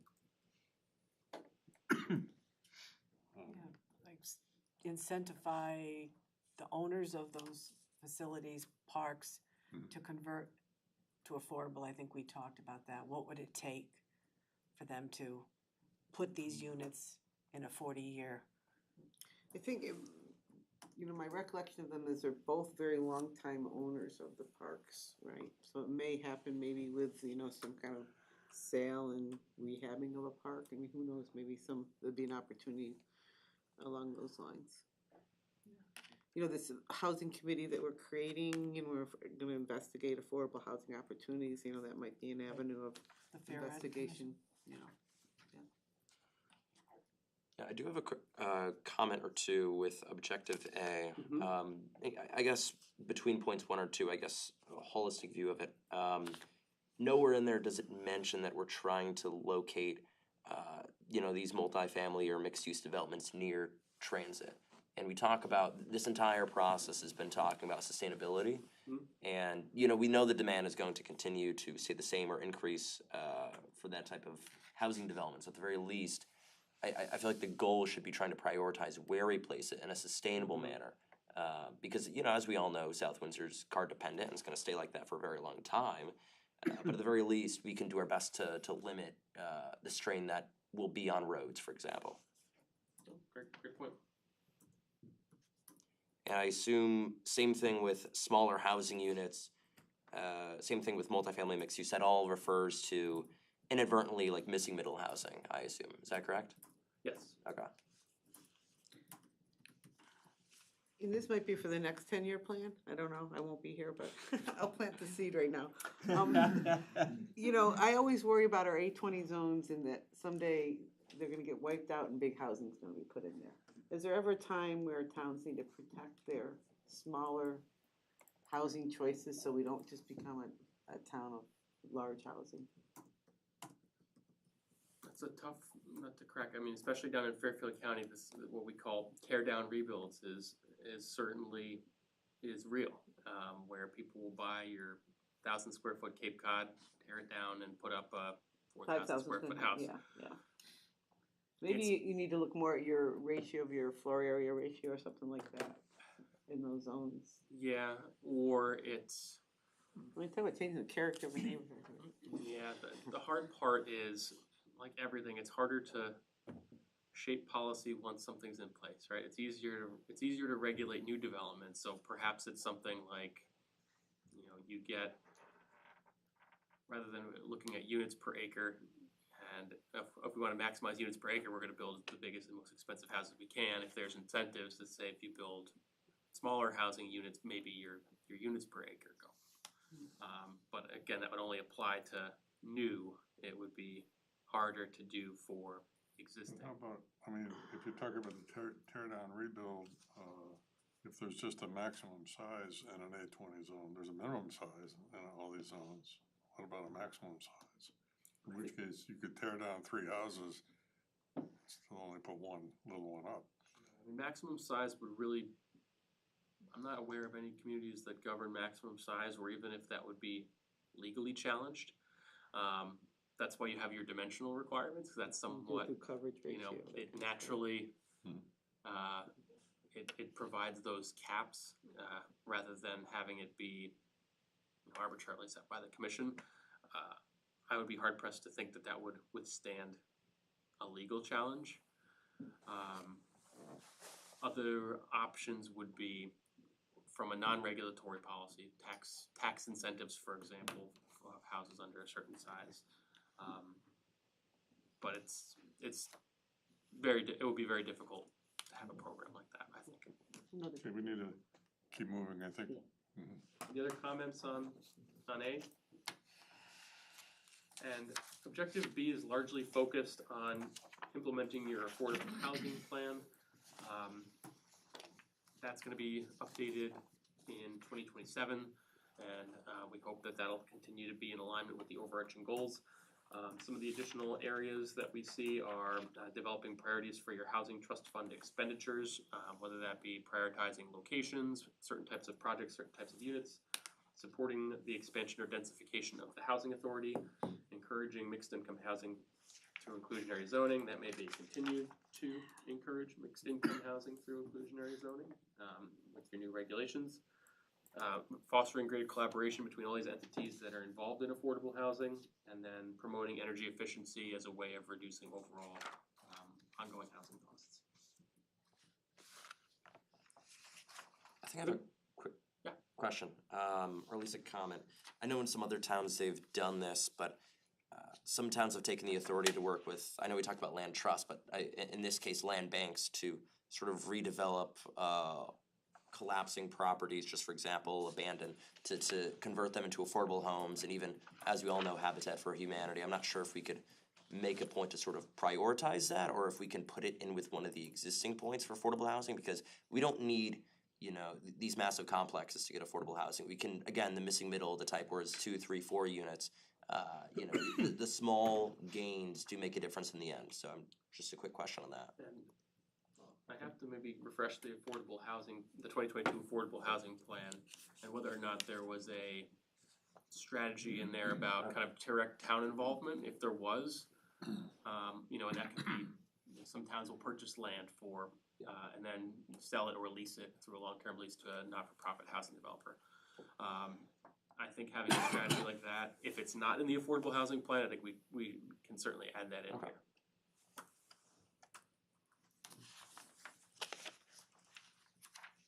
Michelle, just a quick question, I know it's off this, and I'm not gonna take too much time, Steve, but down on Main Street, the old convalescent home, when we approved that conversions of those units, did that have any of the affordable No. aspect to that at all? There's no affordable that you'll have get credit for. By nature of the size of them, they'll be less expensive housing units because they're small, but it's not an affordable project that gets any credit.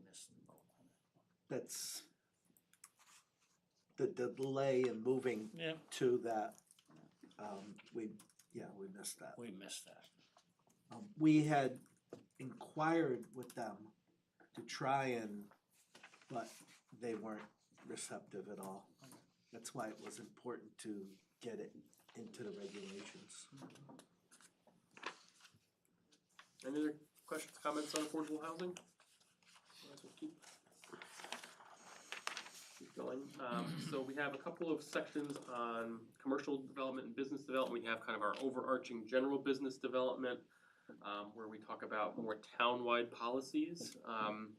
When we did the review of the last survey in 2014, encouraging new business development was a top community priority, and that has certainly reversed itself with I think it's really tied to the amount and pace of development that you've seen over the last 10 years. There's certainly a perception in the community that you've seen a lot of development, and it's fallen down the priority list in terms of goals for the next 10 years. But we still obviously need to recognize the importance of your commercial and industrial tax base. You have a larger commercial and industrial tax base compared to many of your neighboring suburban towns, so it helps stabilize your taxes.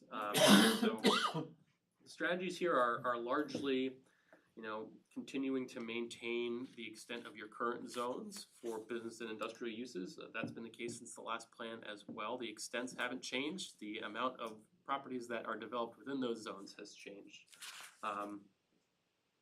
One thing that has come out of all the feedback we've received is having policies in place that encourage redevelopment and reuse of existing sites as opposed to greenfield development on undeveloped land. And certainly that is something where the town could provide a carrot.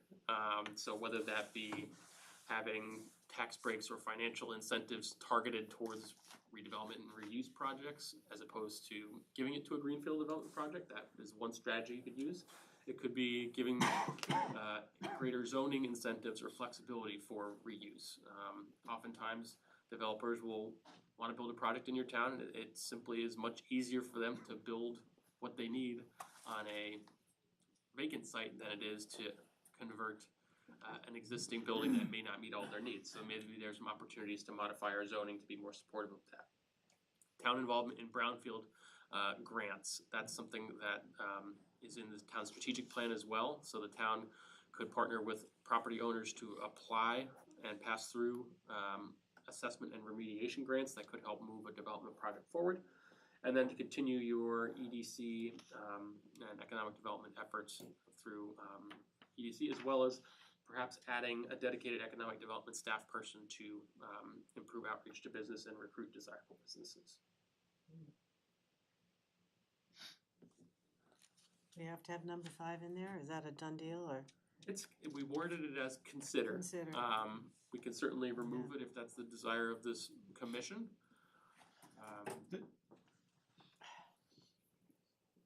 Brownfield, I want an assistant planner before we do anything like this. I know. has anybody contacted the town regarding Mestec as far as grant, or have the owners of that gone for any kind of? Years ago, there may have been some discussions. I don't know if there's been any current discussions. I could check with Scott Roberts. He'd be probably the best person to check on. I know that we've had some discussions about potentially. I mean, that would be, I mean, like you're talking about repurposing basically, but it is a brownfield site. It's a big building, can be used for a multitude of things, but unless they get a grant, He's just Correct. using it as the energy generation thing on the back right of the lot. He's got a bunch of. yeah, that's the town's, isn't The it? fuel cell. Yeah, the fuel cell. So they're never gonna, it's almost like we have to help them along the way to get a grant to clean Yeah, up I'll that. see if I can talk to Scott, see if his stats. Any other comments? Yeah, number 5 out. Is that the consensus of the group? Yes. Okay. Thank you. Might even consider. We'll soften it even more by removing it. So to take a step back up above, You could say if I think could just about interject considering. a point here. Karen. Yeah. Right, so on the affordable housing thing, one thing that's been really successful in Philadelphia, my son went to school there. From the outskirts of Philly inward, what they're doing is going 6 blocks at a time, and they give 10-year tax abatements. If somebody will go in, you gotta leave the 4 corners of the building alone, you can't change the shape. You have to leave the outside walls there. There's criteria, you gotta change all the windows, modernize HVAC, put new plumbing in, kitchen, bathrooms, etc. no taxes for 10 years, could we incentivize people to take not large tracts, but individual houses that may be run down, rehab them, and create some kind of an incentive for low-income property developers to rehab those individual units? Doesn't change the landscape of the town. The houses aren't worth much right now anyway, so the tax impact will be negligible. Is that an alternate strategy that we can add to this? I think that dovetails with the housing trust fund that you have established, and there's, in lieu of options where developers can pay into that fund. I don't think the town has established programs or policies around what that money could be spent for. Rehabilitation projects is certainly an option for using that money. But I think he's talking about doing that without having a rehabilitation, without using that money, get somebody the incentive to do that on their own without. The homeowner would upgrade their property more to through low income, and they get an. Council, not really zoning though, right? Right, that would zoning. be. Right. But you. This is the POCD. Right. Yeah, I think it falls into, I always like to use the term specific yet flexible. So the POCD wants to be specific enough where that it kind of guides overarching policy, yet you don't want to be so specific to not let you be flexible to other decision makers who may have to ultimately vote in favor or against something. So that's always kind of the fine line we try to walk. But I think there are enough things in here that support kind of creativity and looking at new programs for achieving those goals. All right, next moving on to town center. We had a good discussion on the town center, and the consensus of the group was that the vision established in your 2014 plan is still relevant, the overarching principles. We just need more time to see that come to fruition, given that it's a redevelopment focus, so redevelopment projects simply take time. And you've done a great job implementing the recommendations of the 2014 plan to set the stage. So really the goals would be to, largely the same as the 2014 plan, strengthen the town center as the community's civic and business center while providing a mix of housing choices in a walkable village setting, and provide attractive and cohesive public infrastructure and development to strengthen the town center's identity and sense of place. So one of the things that we had talked about was, the last 10 years you've focused on kind of building connectivity, building out that sidewalk network. Perhaps the next 10 years we have greater focus on streetscapes, both public realm as well as private development sites as they're being developed, making sure they're using consistent materials, lighting fixtures as your public infrastructure to kind of create that sense that you're in a cohesive place. The location of town center is also advantageous, so making those connections between Evergreen Walk, the Crosstown Trail, that can help drive visitors, shoppers, etc. We talked about maintaining vibrancy in your commercial zones, given some of the challenges that we see in the commercial marketplace.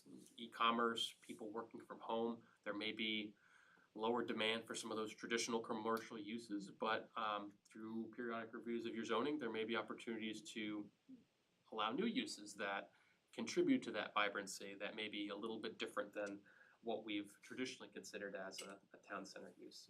And then looking at maintaining it as not just a commercial center, but also a population and an institutional and civic center. So it says revisit parking requirements. I think mixed-use parking standards is important, but bicycle parking, we pretty much don't, I think. I mean, do we need to do more there? I don't know. Do you have it in your regulations? We do have standards under a pedestrian, a section on pedestrian. Okay. Yep. I'll note to remove that.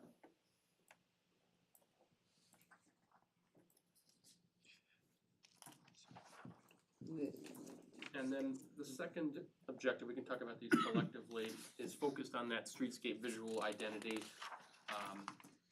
So part of that would start with, if you go after additional public infrastructure projects in the town center, whether that be a sidewalk, perhaps you look at having some wider sidewalk, enhanced materials, nicer lighting. And then to help dovetail with your village district regulations, there may be an opportunity to create a more visual book to help developers understand what the town is looking for. So a style guide or a style book could be used to help convey that in a more graphical format. Doesn't Jeff Doolittle have a guide that he uses for things like sidewalks and?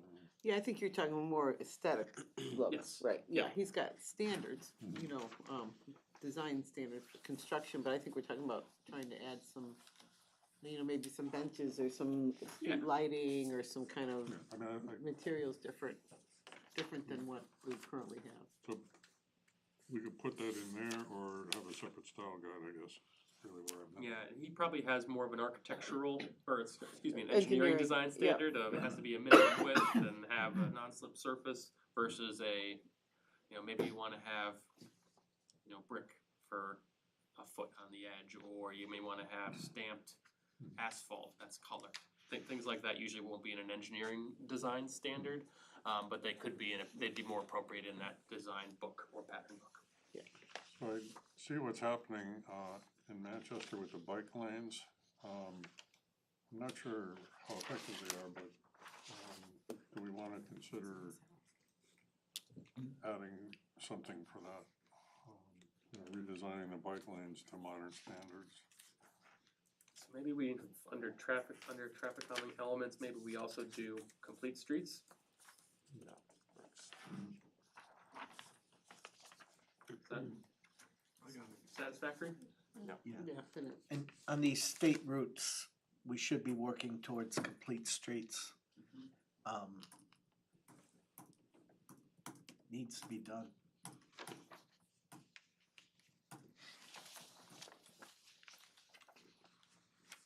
Any other comments on town center?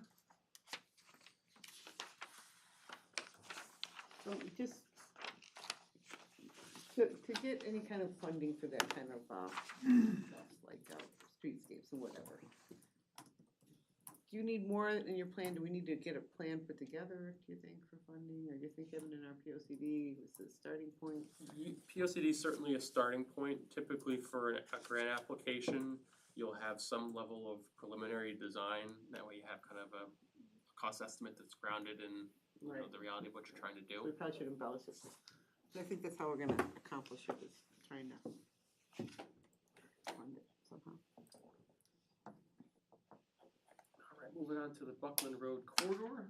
So we again had the similar discussion around, you know, are we gonna look to reinvent what Buckland Road is? Are we happy kind of with the way that it's going? And I think the commission landed on kind of a, you know, we're happy with the way it is, but we're open and, you know, we'll be responsive to change as it happens. And so our goal is to support the Buckland Road corridor as a regional business center. So that makes it different than town center, which is much more of your local civic hub, providing opportunities for shopping, entertainment, and employment for both South Windsor and regional residents. So it has really your best locational attributes for regional retail, your big box stores, your evergreen walks, due to the proximity to the highway. And you know, I think a goal is to have this be a complementary commercial district rather than one that's competing with your other ones. So I'd say it's offering a different product, right? Town center's offering a particular type of development and maybe attractive to a particular kind of commercial use. Buckland Road corridor is going to cater to a different kind of use, and it's good to have the synergy rather than have them be competing for the same prospective tenants.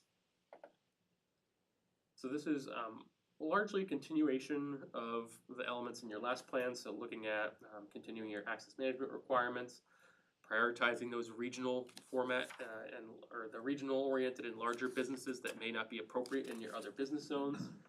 Aesthetic and infrastructure improvements. We had talked about housing in the Buckland Road corridor, and the consensus of the commission was that you have housing that is approved there, and the focus would be on building that housing before considering additional changes to the regulations, but maintaining the commercial focus, given its location, given that once you convert commercial land or develop commercial land as a non-commercial use, you're not going to get it back for a very long time. So maintain the commercial focus.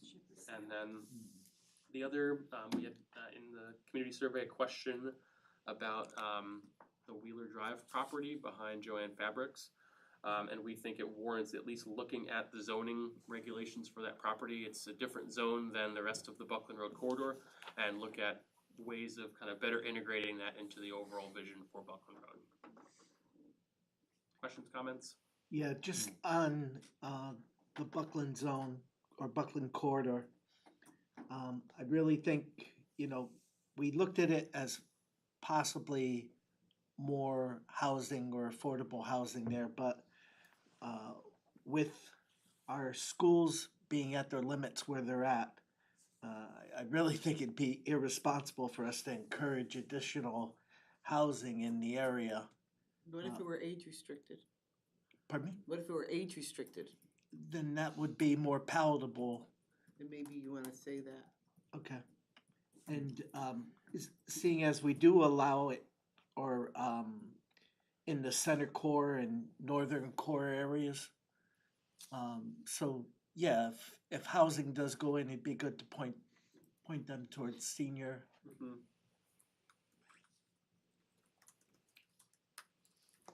Can we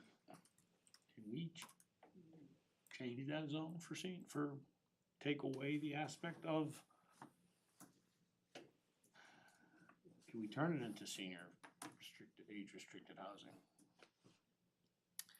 So With again, retail, like, or, so you have either your senior residence development that gets you age Yes, sir. restricted housing, or you have independent livings would get you age restricted housing, or your multifamily, I think we took that out with the new multifamily regulations. So those are really, other than your the SRD, we have a cap on, you have a right? cap on that. Independent livings, you don't have a cap on, they're a special exception.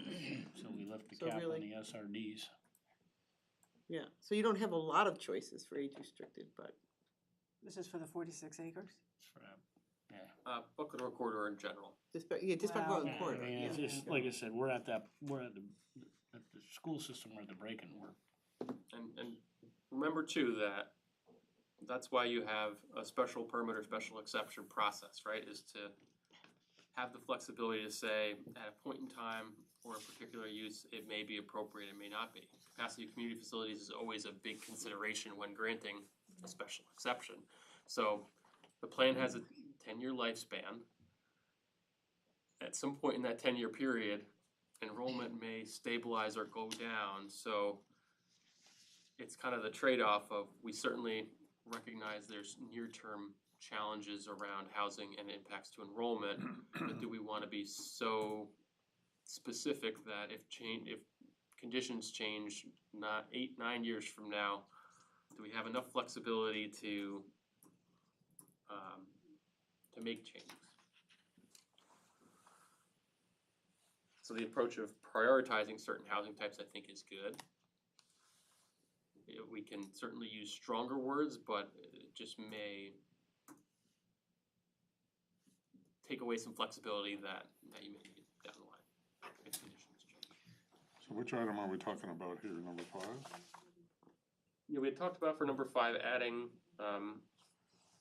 some language around prioritizing certain housing types that don't impact the school system. I think. Michelle, what's left? I mean, Evergreen Walk is, I know there's some stuff not built, but that's pretty much all Krofsky, everything on the, the other side. But Other doesn't side. Metro have all that? no, So they what- don't have Krofsky. Not Krosky, but I understand that, but. You have a Ruski's- general plan for Metro and a site plan approved, but they Yeah, haven't so- gone into construction, so. Right, yeah. right. So there's. There's some other that's- smaller pieces. No housing in that, right? Was there housing in that? No. No. Okay, so Evergreen's done, except for Right. Krosky, we got that done. Yeah, and then you just got some smaller pieces. So more in- aside Got from some the- smaller over near Evergreen Run 2. Yeah, there's Okay. another small 1 acre lot. Smaller ones. Yeah. So the 46 is the big one. So left. Krosky's probably the biggest piece Right. you have left, besides Metro Realty's property that you approved commercial development This one today. So good, we'll include some language about priority housing types, and then we can always discuss it further as we kind of get to the draft plan stage. Cool.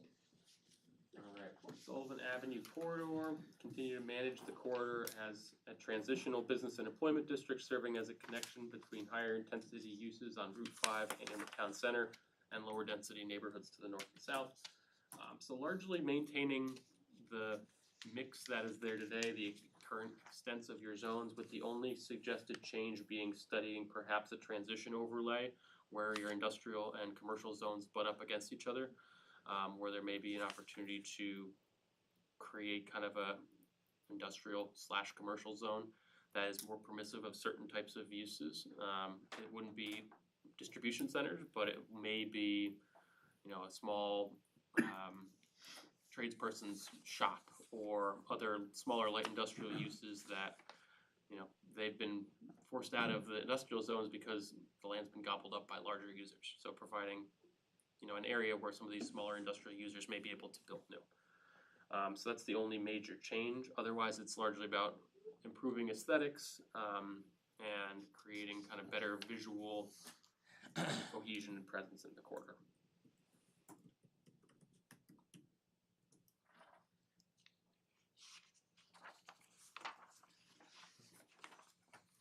You good? Yeah.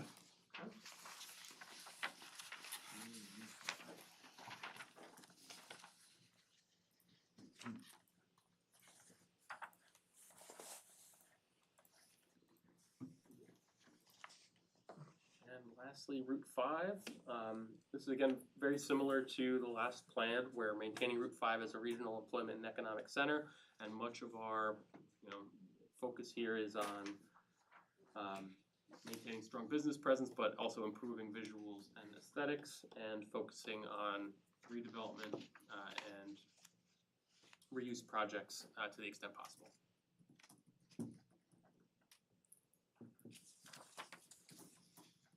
What do you mean by number 3, cross-street nodes? So when we talked about bike routes, one of the big hurdles is how do we get across Route 5 if we want to get from the Chapel Road that has the bike lane over to the Bissell Bridge. I wouldn't say that the crossings of Route 5 today are very conducive to bicyclists and pedestrians. Anybody been down Chapel Road?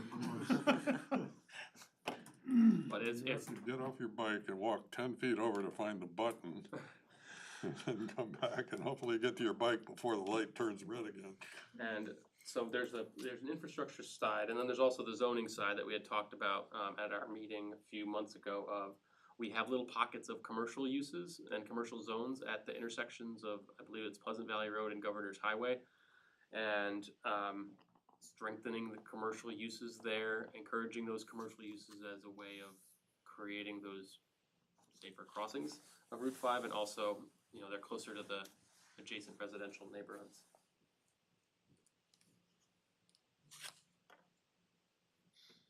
Any comments on Route 5? Questions? Yes. I'm trying to think, where are we dealing with the bikes, I may have that in infrastructure. I may have jumped the gun on that one, Steve.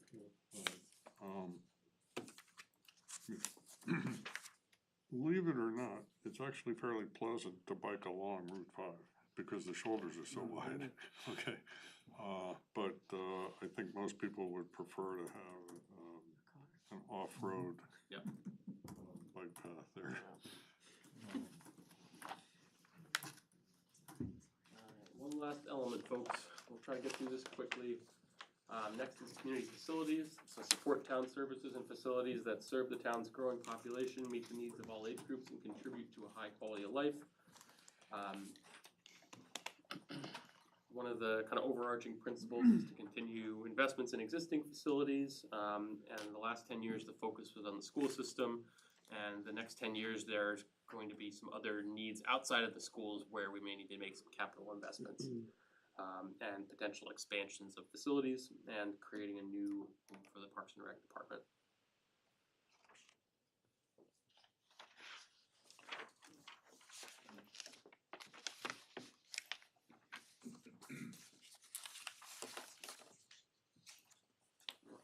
Comments on this one?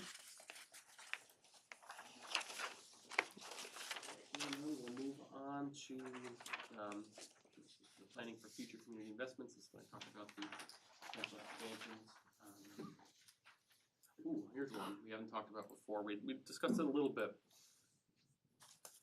Folks indicated in the survey desire to have an indoor pool, but I understand that it's expensive and may not be a high priority since it's a nice to have. So I do have an option here of explore opportunities to provide an indoor pool for residents. Are we okay with that, or do we wanna just remove it? And No, I I think mean, it's important, and I think. people it have been also- asking for it for, Yeah, everybody wants it, they just probably don't want to. They just don't wanna pay for it. Well, yeah. I think if you did a referendum in March, you know, you could probably get that approved. You did it in November, it wouldn't get approved. Let's change indoor pool to aquatic center. If you just build a pool, you're really serving a very small group. An aquatic center becomes a play space, that's, To be utilized more. much more heavily Yeah. utilized, and it's also encourages the little kids to get Yellow. friendly with the water and so Yellow, on. I like yellow. The only thing is aquatic center sounds more expensive. It is more expensive. Yeah, I know. Small aquatic center, there you go. We need to move the town forward. I mean, it's growing exponentially and we've been stagnant with facilities. What about lighted fields? I understand that there's probably, by the time we issue this, it may be an issue that's already decided, but, I think it's really sad we don't have a lighted football field, soccer field, whatever. Unbelievable. Yes, we don't have anything specific on that. It certainly could be one that we can add specifically about recreation. I know that came up in our discussion with Parks and Rec. So I'll note that. Does that go under community facilities or B or A? I think it would be under A, because it would be less of a plan and more of a provide opportunities for more intensive field use, right? Whether that be lights or.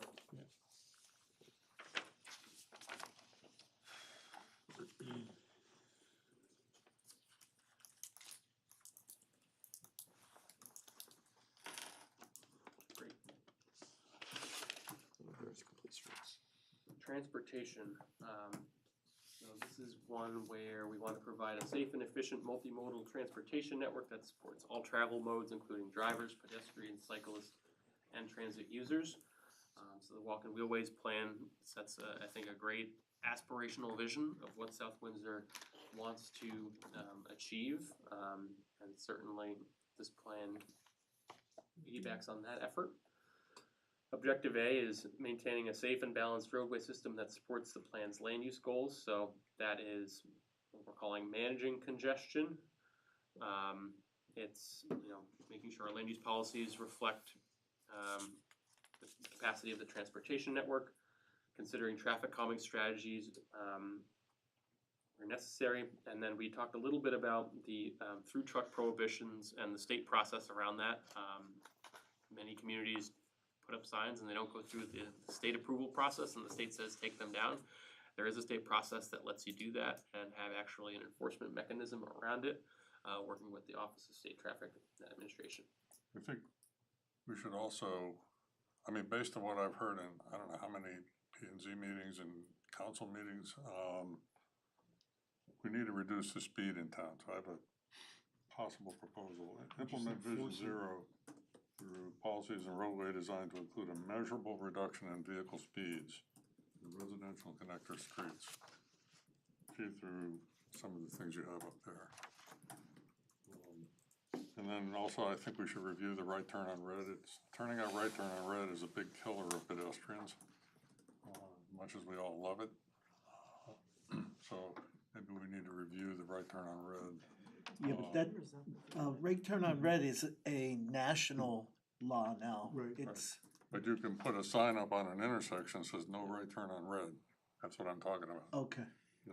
Should the intersection of Deming and Buckland have a right turn on red when we're just telling people that they can cross over to? So I think that falls into Vision Zero and Complete Streets. It's kind of part of both of them almost, but That's a state road, good luck. a lot of towns are taking Vision Zero seriously. I think that's a great suggestion. If the commission is in agreement, we can certainly add a bullet in there. And we can, keep it a relatively soft,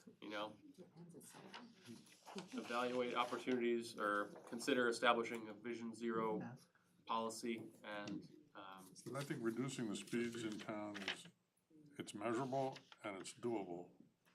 It should be part of this. So I'll add that to manage congestion. Repaved by a grant. Well, at least to look at it. Upland's not a state road, correct? Correct, it's town road. Now, I'm curious, within Complete Streets, it may say it, it may not, I don't know off the top of my mind, but does it mention anything of like road diets, roundabouts, for example, any traffic congesting, or just ways to sort of examine roads, make them flow easier and slow down speeds another way, not only just through speed limits? It suggests a variety Okay. of techniques, yeah. Okay, I just wanna make which sure we it's take into covered. account. Yeah. And actually, just a kind of a side note, the Complete Streets policy that was adopted years ago by town council, we do have a staff local road safety committee that we are going to revisit the Complete Streets to see if maybe we need to modify it a little bit. No, it's 5 years old and whatever, so, but those concepts are things that are definitely at the forefront from the thoughts. The walk and wheelways master plan that's 13 years old, is that constantly reviewed and updated? Yeah, and just recently, we received an update from that group as far as their priorities go. So kind of what we have is we have our POCD plan that has the sidewalk priorities in it. We at the staff level have a working plan where we've been adding all the sidewalks that we've been building, all the sidewalks we know we're gonna be building, and we have the priorities from the walk and wheelways incorporated on there. So it's kind of like the base plan, if you will, and then the priorities that we discussed, which I think we're probably gonna get to in this next bullet here. We talked about, like within the school areas, we were gonna have some more general priorities, that the base map kind of is the nitty gritty of what's occurring on the ground. So there's no reason to go back to the master plan, even though it's 13 years old and. It's constantly evolving. Okay. Yeah. Would you say that's fair, Steve? You're a committee member. Yeah, I mean, we did, Recently worked at it again we for did us. try to revise it and kind of stalled out, but I think the issue with the sidewalks has been the most important thing that's been going on, and we've been working with y'all. Yeah, to that point, we'll pivot on to objective B, expanding opportunities for walking and biking. You guys have made tremendous improvements. You have lots of planning efforts in the works, including the Crosstown Trail. The plan, when we come back in February, we'll hopefully have the maps, the priority maps for walking and biking like you had in your last plan. We discussed having a more lobby approach as opposed to highlighting specific streets, focusing on areas. So areas within a certain distance of schools, commercial corridors, areas around parks, maybe linkages between different activity nodes, etc. That can guide policy. And then we had also talked about ways of general priorities or general policies about just accommodating more biking and walking options. And then there's some more specific recommendations around bolstering connections to the Greenway system, notably the East Coast Greenway connection in Manchester and the Bissell Bridge across the river to Windsor. Which is really kind of, 4 and 5 are really, Crosstown Trail is gonna end almost at the East Coast Greenway and just need a little sidewalk widening or something. But that's good. Encourage public transit use. So this is an area that's under the purview of DOT, but your land use policies are one of the main factors that support whether or not DOT will grant you land use. So having those intense nodes of employment or residence, it makes your case stronger for enhanced service. Enhancing safety at bus stops and pedestrian connections between a bus stop and the final destination is important. That could be something that you address as part of your site design standards for applications. If a major employer comes in Route 5, are they providing not just a sidewalk from the parking area to their front door, are they providing a sidewalk from a bus stop on Route 5 to their front door? So that's something to consider. Really, this falls into an advocacy role of the town where you're advocating similar like you do for state roads for enhanced service and trying to show them that you're making good faith efforts on your part for your zoning and land use policies. And then looking at other options. A lot of communities that maybe aren't quite dense enough to support fixed route transit are looking at micro transit, transportation wallets where it's a voucher system and you're allowed to use Uber, other ride sharing services for folks that maybe won't have access to a car. And it may end up being more cost effective than providing fixed transit service while still providing a smaller population who needs it with the service. And then our last objective is to support freight rail. Oh, God. Which I know Kevin's favorite topic. You don't like waiting for those trains, huh? It's a privately held railroad for most of South Windsor, except the very northern part is controlled by Connecticut DOT. And so again, this is largely an advocacy role for the town of, having a working relationship with the railroad owner. And We don't have one of those. We don't have one. but it's in the Although we POCA. have been getting our crossings improved, so there has been some progress in the railroad crossings. Let's call that a Going up. We big deal. I think I'd rather hit a bump once in a while than to sit at that light. We do need to strengthen the dialogue with those guys, though. And, nothing got done. Okay. I thought we heard when we did Home Depot that they were not gonna park there at that street. They were gonna Tom go Foley past- was his name. I remember exactly what he said to me. This is what I do for a living. You won't be interrupted for more than one cycle, and that guy, Retired. Oops. oh, man. Yeah. He got us good. Right, so moving on to utilities. Goal is to provide utilities that support the desired development patterns. This is largely gonna be part of our growth management workshop in January. We had noted the major potential issue is not with the capacity of the sewage treatment plant, but the Clark Street pump station. And WPCA is undertaking a study to find the culprit for the inflow and infiltration issues in the Clark Street waste shed.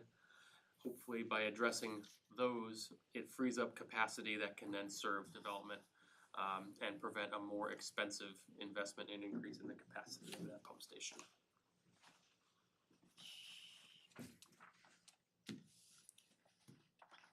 I'm gonna highlight the first one as yellow, because we'll be discussing that more with WPCA. Is that the one on the 16th?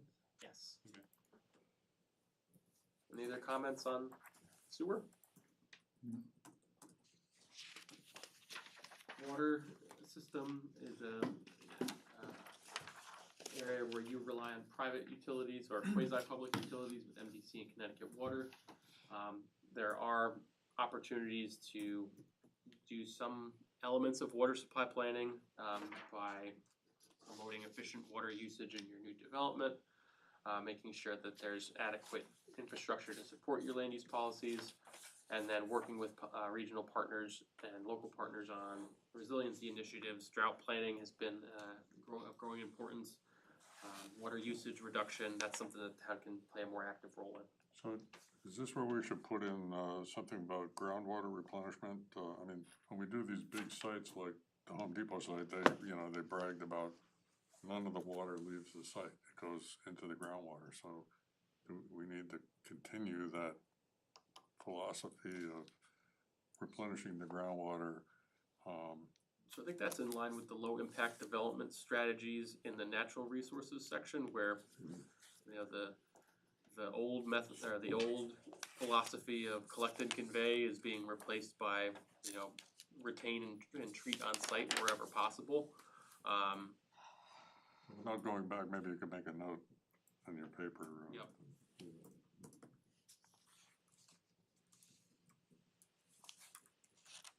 And I'll just note that it's in the conservation section. It's on the bottom of 30. It's on hazard mitigation. No, hasn't. Oh, okay, perfect. It's just Look at there, that, right it's the there. second time we've done that. Our past selves knew what future self would need. And then other utilities is again really an advocacy role. So I think number one is a no-no. I mean, on page 6, we say we're trying to reduce the use of fossil fuel. Yeah. And here we are adding natural gas service. I have an alternative which you could probably word better, but Work with the utility to direct make-ready projects toward increasing the capacity of local grid to support substantial increases in solar power, energy storage, heat pump technology, electric vehicle service equipment, and vehicle-to-grid applications such as school buses. So that's, to me, where we ought to be headed, right, you know, let's enhance the electric grid, stop putting natural gas in everything. But we have to think about the economic sustainability component as well. I know when you did your school projects, having, I believe, natural gas service to all those buildings as a transitional fuel, we'll call it, is important because it's lower cost than the alternative of oil, and that may allow you to invest in other things, whether that be green energy. So, you know, certainly up for discussion. I think it's a matter of, I think everyone can agree that it's a good long-term goal to get away from natural gas. But from a production standpoint, you just don't have the capacity right now to serve all of your facilities and businesses with green energy. So what's the next best? Well, that's why I'm talking about the make-ready programs that these utilities have. Let's get that going, and instead of expanding a gas line, increase the grid capacity in that neighborhood. We've got one and we've got two. Two kind of brings us into that incorporation of green. So, you know, we continue with what we have for those folks who have no choice for whatever reason, but. This is specific project. Number 2 is specific projects.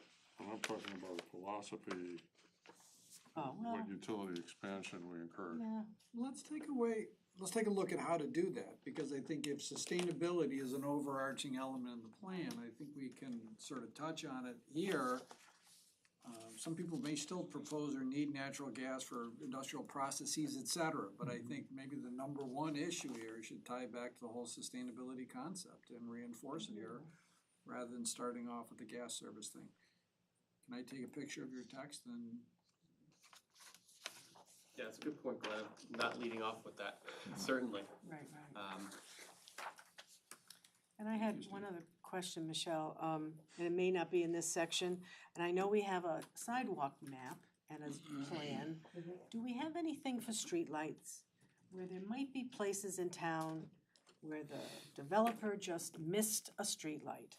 Maybe it's a transition into an area that got developed later. You know, I'll have to see, I know when we re-lamped the town, I mean, obviously Eversource had to go out there and we have a map that shows where lights are, right? It's not gonna be like an isometric map that's gonna show the intensity. But, I mean, would that be a starting point to see where the lights are? I suppose it is, sure, then we can't really tell where they should be, but. So your concern is we have areas of town that we are not. That are unsafe because they're dark as heck, yeah. Yeah, you know, that's my pet peeve. I know we have one we're trying to get in. So does some towns have adopted streetlight policies, and they say, for example, in more rural districts, we're not streetlighting. Right. But in areas where there's a higher density or there's other types of activities, there will be streetlights. Some towns simply say at street intersections and ends of cul-de-sacs, that's it. But does South Windsor have? Our traffic authority works with a developer and Eversource to locate the lights, so they kind of. Is there a written policy though that we can? I'll see, I'm not sure it's gonna be what you're thinking, but. Sorry. I'll see what we can. Maybe that's something that we might having a. She's got her assistant. We used to have a very much a streetlight policy, and then over the years it kind of morphed. So let me see what I can get for you. You know what happens as You know what happened is we tried to put reasonable lighting in, and our residents want more. So we're finding that there had to go back after the fact and add more lights in some areas where we originally weren't. Thank you. Originally trying to put lights. Which is what Stephanie was talking about, right? Yeah. Interesting. So the other issue too, just kind of a sustainability issue, is there a town policy on the temperature of LED lights? We definitely worked with I was Eversource gonna say that was all figured out when we revamped. when we did the LED. We got a conversion. certain kind of lighting in town. I think we got an agreement with them on the, So is there, That, is there a that's policy? towards streets though, not necessarily commercial developments.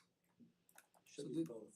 Correct. The general feeling is about 3,000 degrees Kelvin. Below that is a warmer light, and it feels not natural. They're street lights, right? But it's not glaring. It's more like your Above old 3,000 to incandescent. 5,000 and 6,000 is like surgical white. And so that can have impact on wildlife habitats, on people's sleep patterns, et cetera. So some communities are starting to think about a policy or a guideline that says residential areas less than 3,000, this type of commercial area, gas stations like to be Yeah, we totally have up. current standards in our zoning regulations for foot candles. Yeah. All right, like, So bulb temperature's a little bit yeah, different. so we should probably, yes, we should probably have a action item where we revisit our zoning to update it with newer lighting standards. That would be Okay, a we gotta project keep, for somebody. we have at least one more page here. So you should add that in there. Put it in the change, I got We're it. getting toward 9:30 here. 31? Nice. I believe. Alright, thanks for bearing with us, folks, we got one more page and. You're bearing with us, that's why we have so much discussion. Alright, last is hazard mitigation. This was originally discussed as part of sustainability. Most of these items are infrastructure related, and so I put it in the infrastructure section. But this is largely a continuation of your planning work and preparations for combating natural and man-made disasters. And there's a growing focus on, hazard mitigation has always been kind of a reactive term versus resiliency, which tends to be a little bit more forward thinking. We're gonna make our bad things when they happen. This is a regional process for South Windsor. You participate in the regional hazard mitigation plan through CROG, which has chapters for each of its member municipalities. And so it'll be to continue to participate in that regional process. And then that plan has a range of South Windsor specific actions. So rather than rehatching those, it's just a simple supporting the actions that are in there. And then continuing to look at infrastructure improvements, power, energy improvements, drainage improvements through the lens of hazard mitigation. And I just add that we at the staff level are updating that hazard mitigation plan as we speak, and we have a final draft we're all signing up on, so. Do you know what the timeline is for that to be completed, Michelle? Soon, I can let you know. I got an So maybe email done the other day. before adoption? I would think so, maybe, yeah. Of course, we have the annex and its emergency operations center. Are we happy with that? Is there anything? No, that's. You guys got accolades in the CROG report for the work that the town has done on hazard mitigation, so kudos to the town overall on this. So you're ahead of the game. All right, we did it. This was really this is really a big chunk of what will become the draft plan, so thank you for the feedback tonight. I know it was a little onerous at times and, not the most exciting, but this is great. Can I ask one last question, just to finish? Do we ever do a postmortem on the prior plan? Well, we started our project with that, right, with these folks. We kind of talked about our plan, we went through. Yeah, I remember that, but I mean, are there areas where we really fell short? And if we just bring them forward, are we gonna just really fall short again because we don't have resources or whatever? I don't know, I hate to be the bad guy. Kind of a work in progress, and Yeah, I mean, you could take a look at the implementation element. I could send you out the latest one that showed where progress we did make. Okay. And maybe looking through that, you can come up. I would have to say, just off the cuff, where it probably happens is in areas where you have no control. I mean, there are some areas that, although they're in there as action items, they have nothing to do with planning and zoning commission. That's So, true. That's true. how those things get out and get done is, I think, kind of where the biggest failing is, in my opinion, in some of those areas, so. That's the top issue. Yeah, it might be how do we communicate better with the boards and commissions what these ideas are and get the feedback as they go forward, so. So we got two small items left on the agenda. Number 4 is review of the proposed bylaw changes, and they were handed out.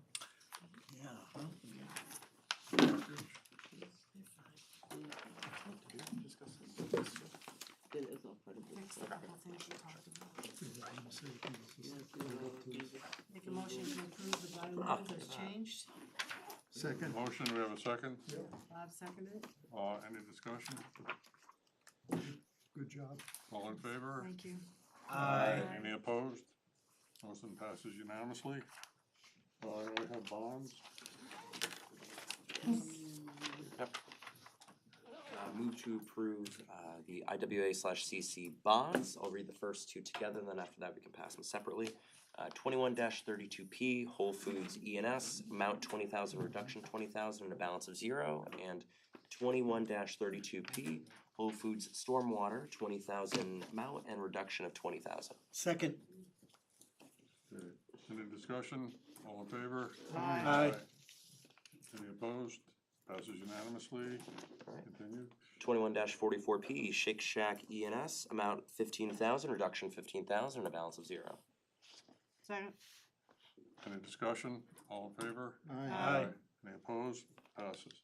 All right, last one, 18-23P, 150 Sullivan Avenue, Stormwater, amount 10,000, reduction 3,000, and a balance of 7,000. Second. Any discussion? All in favor? Aye. You wanna give us any updates on the, dinner? On the party, it's next week, the 19th, 6 o'clock at Oscars. I think I have everybody's RSVPs. They're ready for us, and well, let's have a good time. Is that when the dinner is served, or is that when the cocktails? Cocktails. Important questions, important questions. That one we have to be there for. Doesn't know what's money. Right. I'd suggest being prompt. Our alternates, our new alternates would be Initiation? join us. And would you like to join us too?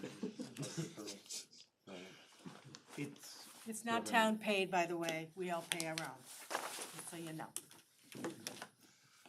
Bring your own checkbook. That's right. Actually, you're not supposed to use checks anymore, they're always being